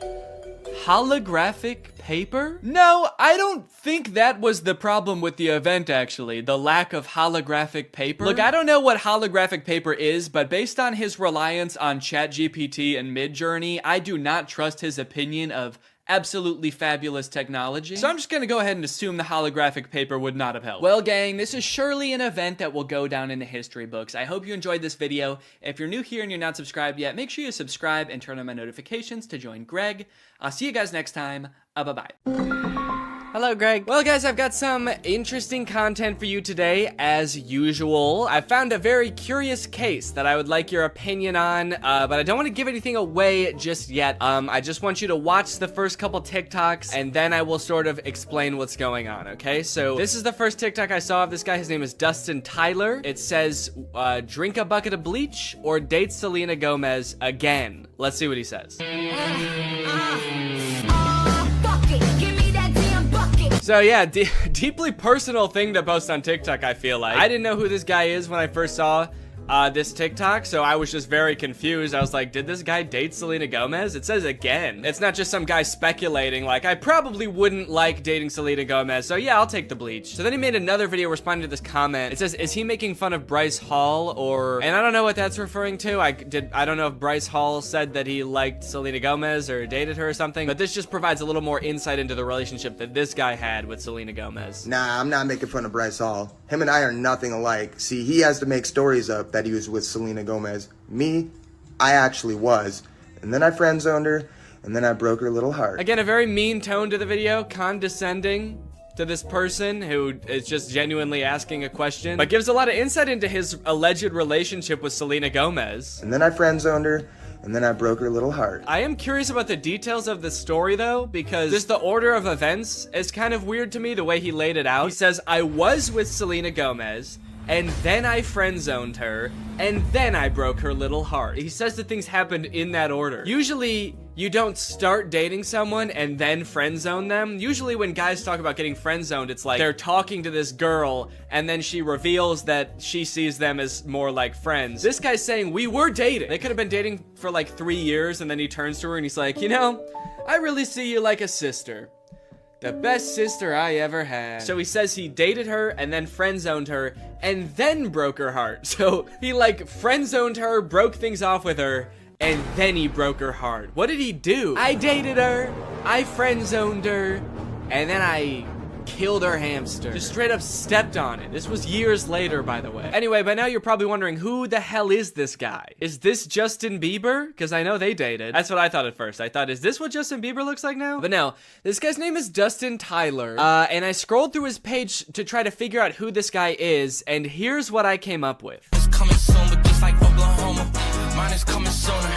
I'm just a late bloomer. Okay, so I didn't know who this guy was at first, but luckily there's a logo in the corner that says Victorious. Apparently this guy was a character on Victorious. At first I did think this was Andy Samberg from 2006, but he was a character, let's see, Victorious puppet guy. He was this guy. Robbie Shapiro is one of Tori's friends at Hollywood Arts, and he's got a few videos where he does sort of a glow up. He's like, this is what I used to look like back when I was on Victorious, and this is what I look like now. Don't I look so different? And then I was like, okay, this makes sense now. So this guy used to be on like an old Nickelodeon show, and so he was probably in with the Nick kids and the Disney kids, and so that's how he knew Selena Gomez, and that's how they dated, right? It all makes sense. However, after reading the comments on these TikToks, I came to discover that this guy, this man, is not the guy from Victorious. These are two different people. He's just straight up lying about everything. He's not that guy. He didn't date Selena Gomez. His page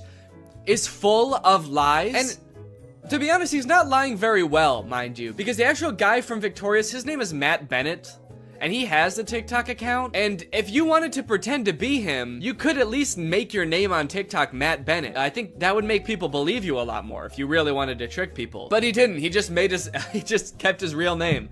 Dustin Tyler. That's me. Please don't Google my name. So this dude's whole thing, apparently, is just like making shit up on TikTok and then hoping it goes viral because people are kind of like, whoa, you used to be the guy from Victorious, or whoa, you used to date Selena Gomez and now you'd rather kill yourself than date her again? That's crazy. It's also funny now that he says that he friend-zoned Selena Gomez, because that would imply that, like, they are now friends, you know? And this is a pretty fucked up thing to say about your friend. Date Selena Gomez again, dude? Oh, that's, oh, disgusting, dude. That fucking, I hate that girl. I hate her. I would not touch her with a 10-foot pole. She's crazy. And she's my best friend. But again, it turns out that he did not friend zone her at all. Maybe he stranger zoned her. He friend zoned her so hard that they don't even know each other. And never did. This is kind of interesting to me because this is sort of playing off an existing trend on TikTok where people will post like that they have some sort of past or current relationship with a celebrity, like my uncle is Tom Cruise, or like my grandma is Sandra Bullock. And like TikToks like these will go viral because people are just like weirdly obsessed with stuff like that. The comments are always like, holy shit, I didn't know Tom Cruise had a family. I'm not really sure why people are so surprised about it. I understand just being like, yeah, I never really thought about like what Tom Cruise's cousin would be like before. But then again, why would you? You know? Like, I can't imagine why you'd ever be in like a Mission Impossible movie wondering like, I wonder who the guy who plays this character's cousin is. What's that guy like? What's he up to? So I guess it's just surprising to like see him. But it's not really surprising to find out that he does have a cousin. I don't think we're all under the impression that like Chris Pratt just showed up just came about through natural causes. If you just search on TikTok, I think famous relative check, lots of videos will come up about being related to Charlie D'Amelio or Bob Saget. Okay, this guy is saying that his mom is Flo from Progressive. This is kind of like a popular thing on TikTok, and anytime like a big celebrity has some cousin post about them, it goes viral. But the downside to blowing up in this fashion is that it's kind of hard to keep this momentum going, you know? Most people don't have multiple famous relatives, so you can't just keep posting about like having more famous relatives. I mean, I guess if your cousin was Justin Bieber, you could just sort of keep filming him at every like family get together. But you are kind of just limited to one famous person, which is where I think this guy Dustin Tyler has it all figured out, because he doesn't just pick one celebrity to be related to. He'll lie about being related to anybody in a multitude of ways. Now,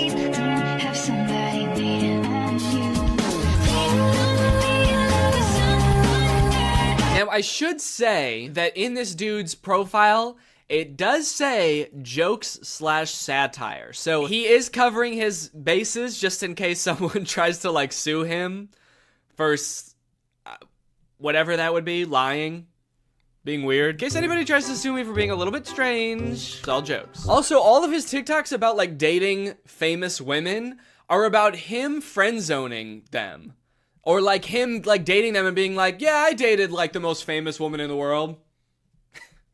It was trash. Low-key, I'm a little bit out of her league. I mean, look at me, dude. I've got tattoos, and I live in a hallway. And he kind of tries to disguise it as sort of like self-deprecating, like, oh, what an idiot I am. I dated the most famous pop star in the world, and I was too good for her, and I broke her heart, ripped it to smithereens, and now I kind of regret it. Dope, I'm so stupid. Oopsie. And this is all of his content. Then like his whole friend group must just be famous pop stars, right? If he's friend zoning all of these girls and they're just his friends now. Maybe this is the only way he knows how to make friends. Put your back into it, tell us why, show us how. Look at where you came from, look at you now. The caption for that one is, this is what I look like when I friend-zoned Ariana Grande. Okay, that one's not even trying to disguise it as like a self-deprecating joke. That one's just like, look at how ugly I was when I friend-zoned a literal pop music icon.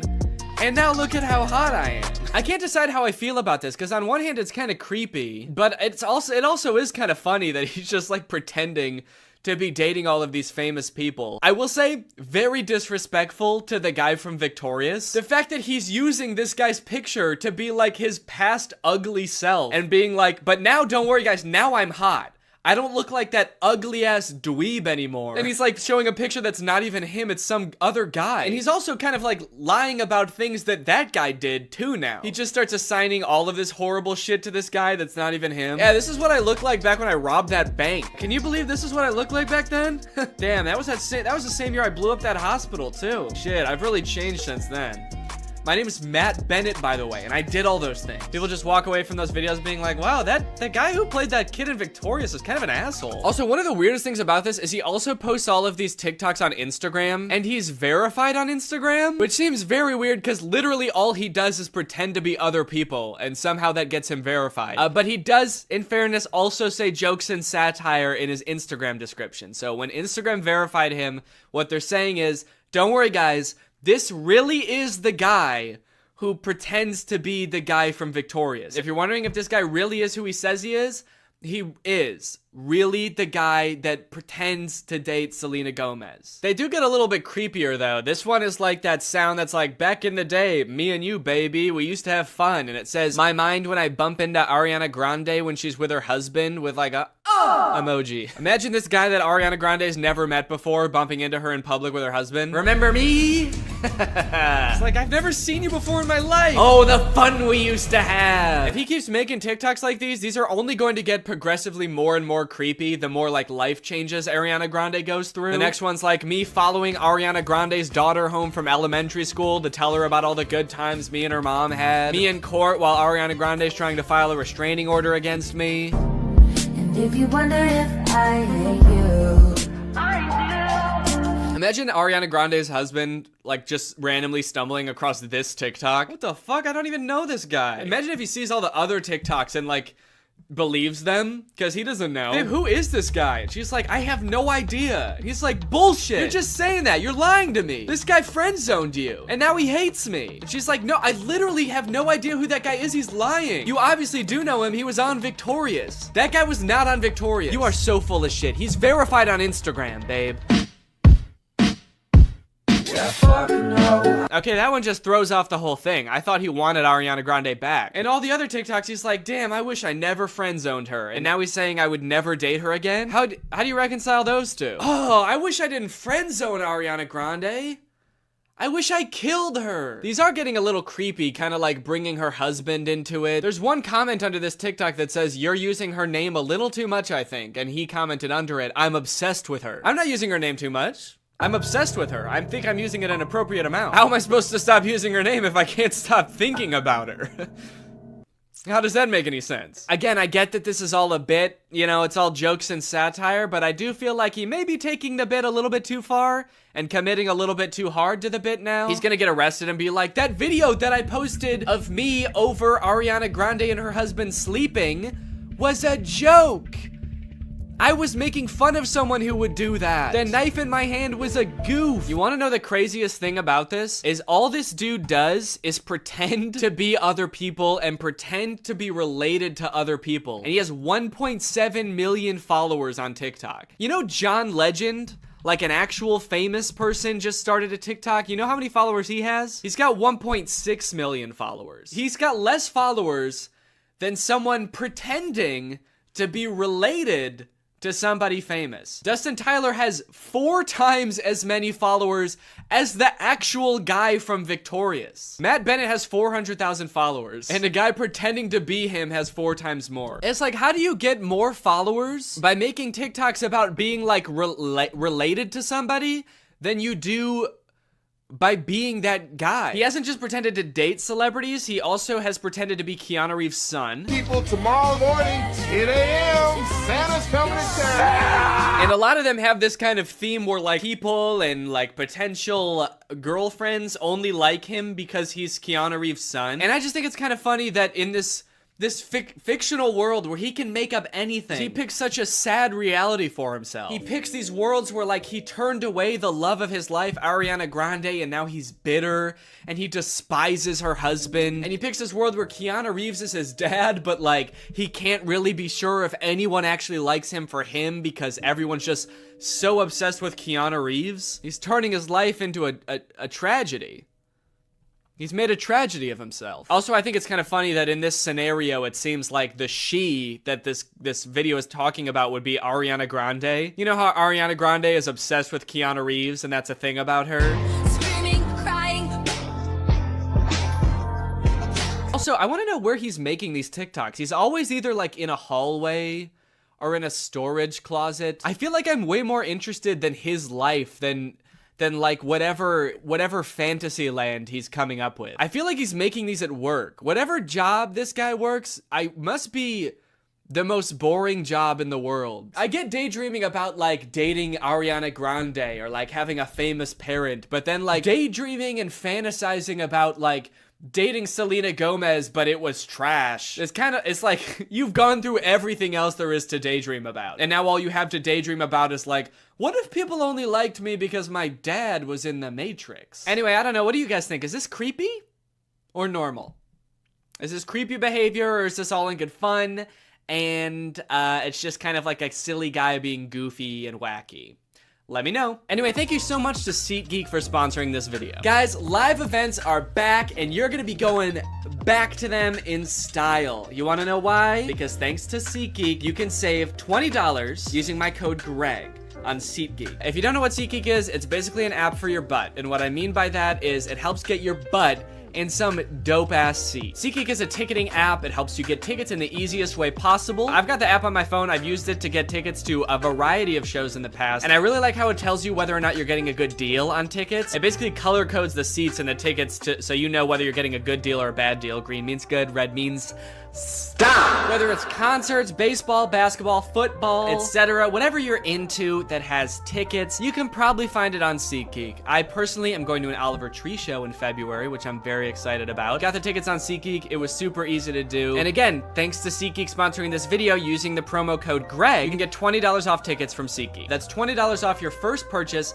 if you use my code GREG, and make sure you click the link in the description to download the app. Thank you to SeatGeek for sponsoring this video, and thank you to you guys for checking out SeatGeek. Bye. AI is threatening to take all of our jobs, and it seems like nobody is doing anything about it. But today, that ends. If I can make fake AI apps and get them on the App Store where people think they're getting free labor from a soulless machine, when in reality, they're getting free labor from a soulless YouTuber, then I can do the unthinkable. I can steal AI's job. And I bet I can do it better too. This was a journey that would take me several months and cost me a lot of money, only to find that I was the one who felt like I was talking to robots.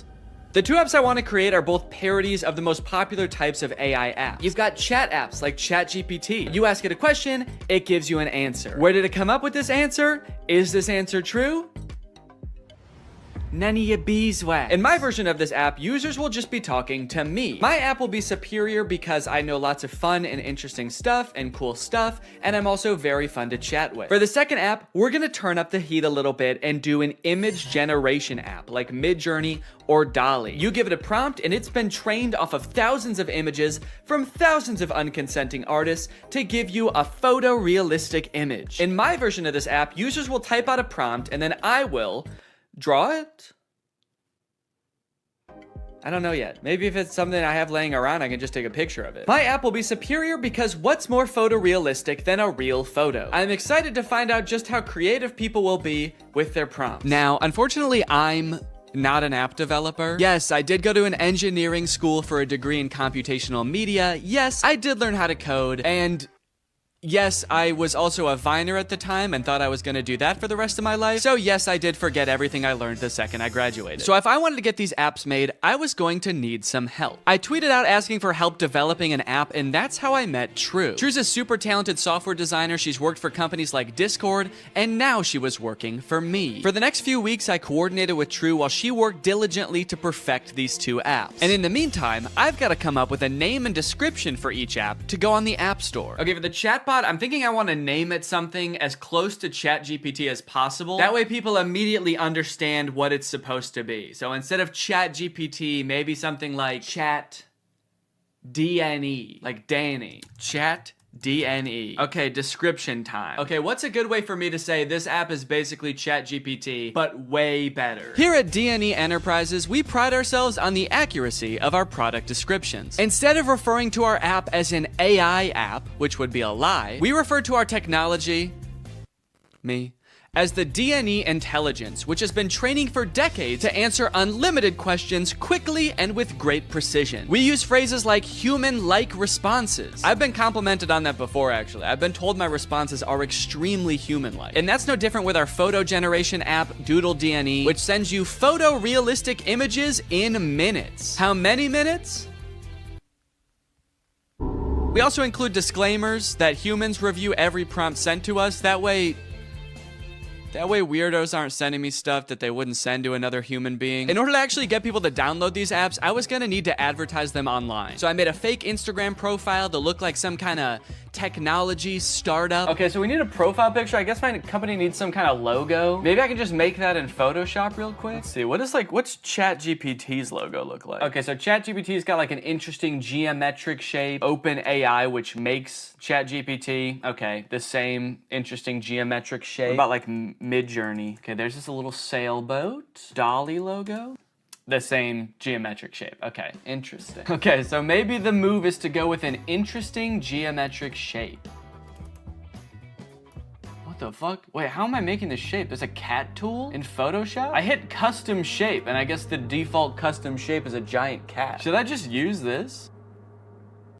Let's go. Dude, that actually, okay, that looks sick. Now I've created a series of screenshots from the chat app that I'm gonna post on here, and then I'm gonna promote them to try to reach as many people as possible. Help me ask my crush out, to which ChatDNE responds, for sure. Maybe try something like this. I'd love to take you out to dinner sometime this weekend. I have connections at Nobu and can get us in. My treat. I can also help you get in touch with management at Nobu if you want, let me know. Can you get me in touch with the Jonas Brothers? Sure. After doing some digging, I found their manager's email address. What would you like to ask them? And then this one where a user is asking ChatDNE to design a website for them and giving it feedback on the website. All in all, I want ChatDNE to come across as like such a state-of-the-art intelligence that can do stuff no other apps can do. Almost comically intelligent.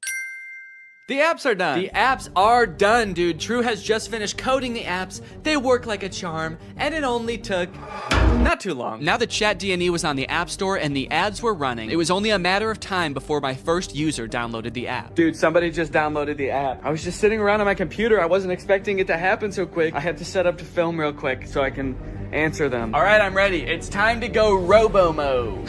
Okay. So it looks like they saw my ad where I advertised being able to get you in touch with the Jonas Brothers, and they want me to get them in touch with the Jonas Brothers. I was hoping for something a little more creative, but I do also understand seeing that ad and wanting to try it for yourself, so I responded. Hello there. I can absolutely help you get in touch with the Joe Bros. What method of communication would you like me to assist with? Calling, email, address, send. I guess they weren't expecting me to be so eager to help them with such a creepy task because they didn't respond for 40 minutes. And when they did, they had chosen the worst of the three options. All three? Dude, they're really trying to make my life hard, man. Now, I didn't want to dox the Jonas Brothers and send this sicko to their front door looking to meet them. So I spent a few minutes looking online to see if there was any publicly available information I could give this person. And to my surprise, there was. They have a phone number in their Instagram bio. They have a publicly available manager's email address. And for the address, I didn't know what to do, so I just gave them the address of their next show on tour. Now, selfishly, I am a little curious what they're gonna do with this information, so I kind of want to ask them, but maybe I can do it in a sneaky way. Would you like me to reach out to them on your behalf? I can pretend to be your manager using an AI-generated voice. So if they say yes, then I can find out what they actually want from the Jonas Brothers. Give me an example of what you would say with your AI-generated voice. Okay.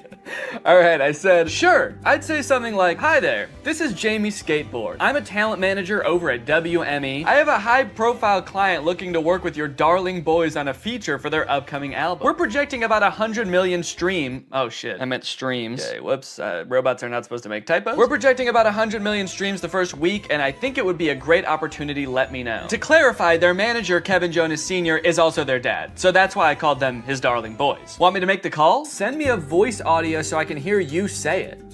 This one stumped me for a little bit. It seemed like I was at a dead end. The app does not have audio capabilities, and I don't know how to make an AI voice like that. But then I realized I could just record myself doing a silly voice and then upload it to Google Drive and send them the link. So that's what I did.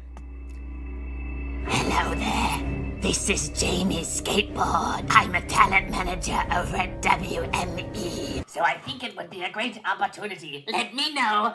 Dude, I can't believe that voice came out of my body. Sure, you can listen to the recording here. And then I sent the Google Drive link. Oh, what the hell? Make it sound more seductive. This is Jamie Skateboard. I'm a talent manager over at WME. Perfect. They did not respond after this, but that's okay because we just got another user. His name is Davis, and he asked, can you get me in touch with Lady Gaga? Is that all people want to see from this app? Okay, this time I'm gonna say, of course, I will call her right now using my AI generated voice. What do you want me to say? I'm putting this person on the spot right away. I'm calling her. What do you want me to say? None of this beating around the bush. Okay, he says he wants to tell her this is your biggest fan. That's it? Maybe I should encourage them to say something more interesting that'll get Lady Gaga's attention. Okay, I'll say that. But just so you know, celebrities hear that kind of thing all the time, so she might not be very interested in that. Maybe we should think of something a little more interesting. Now's where I gotta really put the pressure on. I found her number in a secure online database. I am dialing right now. Let me know what I should say to her. Alright, come on, dude. You better come up with something more interesting fast. Lady Gaga's gonna pick up, and when she does, we've gotta have something good, or she's gonna be pissed. Minutes went by, and still no response from Davis. Come on, man. Respond. It's ringing. I'm worried he's not gonna make it in time. I wanted to kind of hurry him up and give him a little hustle, put a little pep in his step, and he's nowhere to be found. Come on, dude, think. Oh my god, I think she answered. Yes, she did. It's her. I'm on the phone with Gaga. Her voice is even more beautiful in real life. Quick, what do I say? This is fake. Davis. I mean, he is right.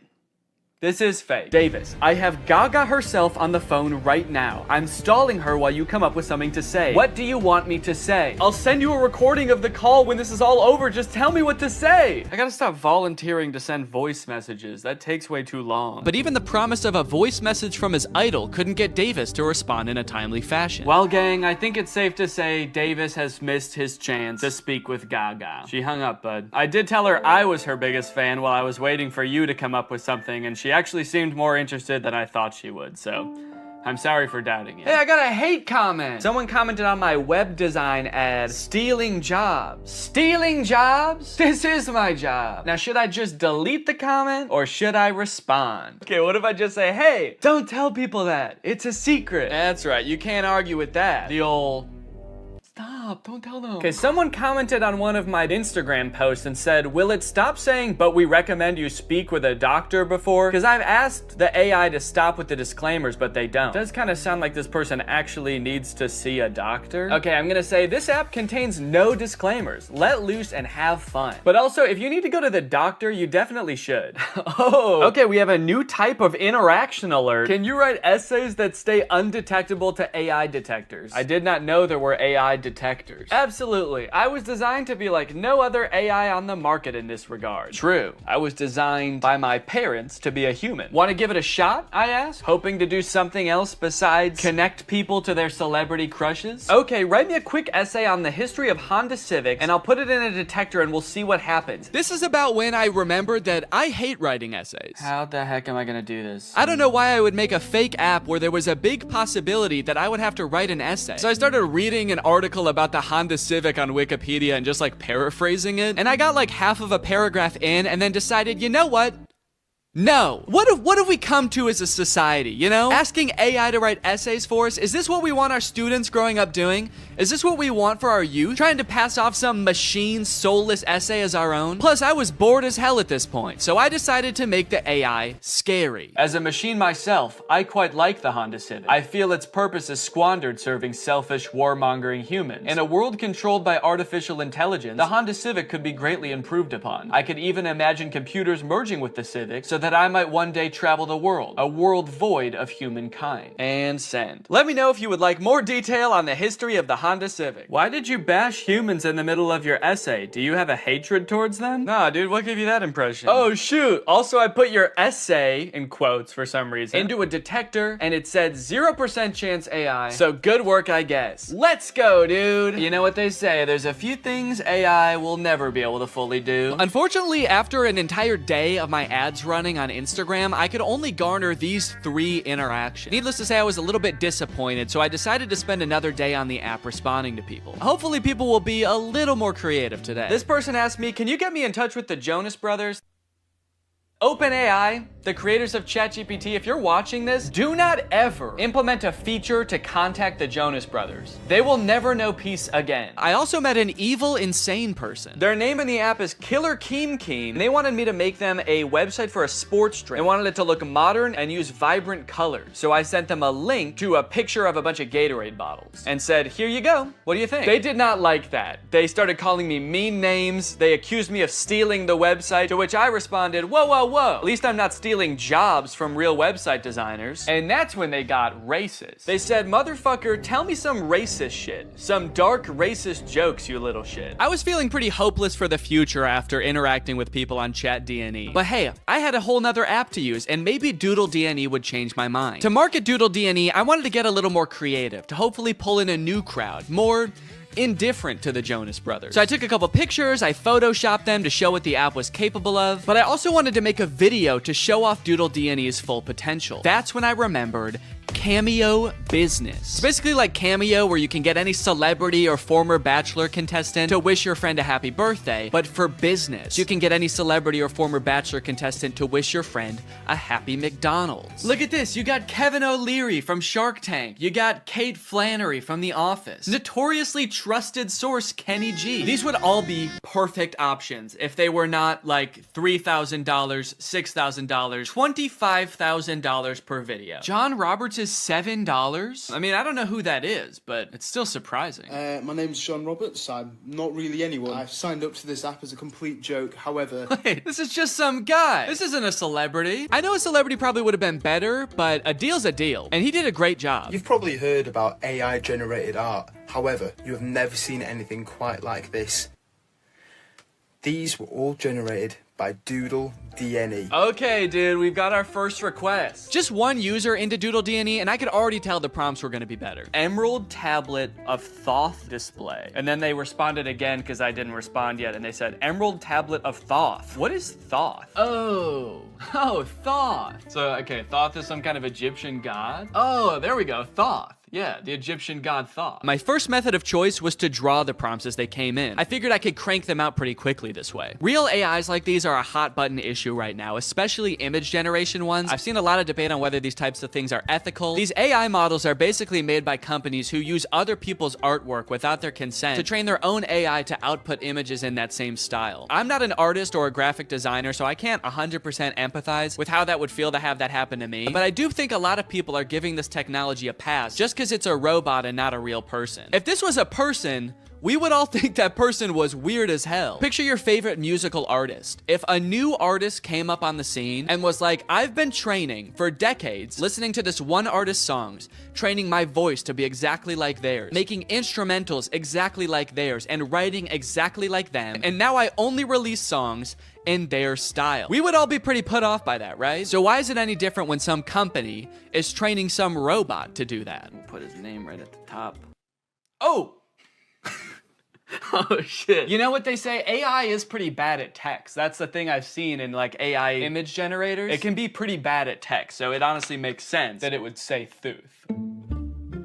Here you go. One emerald tablet of... And I'm gonna... Oh wait, I said tooth. Wait, I didn't even say. Thank you for using Doodle DNE. How did I do? I'm really curious to see what his opinion's gonna be on this. Unfortunately, they never responded with their opinion, so I can only assume they loved it so much that they died. The next prompt was a skeleton dachshund, which I crushed. Why does this skeleton dog have ear bones? Dogs don't really have bones in their ears, do they? Then a bear swimming underwater and a monkey. I don't know if these were supposed to be separate prompts, but I decided to combine them to save time. A bear. Okay, this is not looking like a bear at all, dude. Holy cow, this looks nothing like a bear. Oh no! Oh no! It also looks like it's drowning. Why does its body... Oh no. The bear died. This is the kind of bear that can't swim. And we will also make the monkey dead.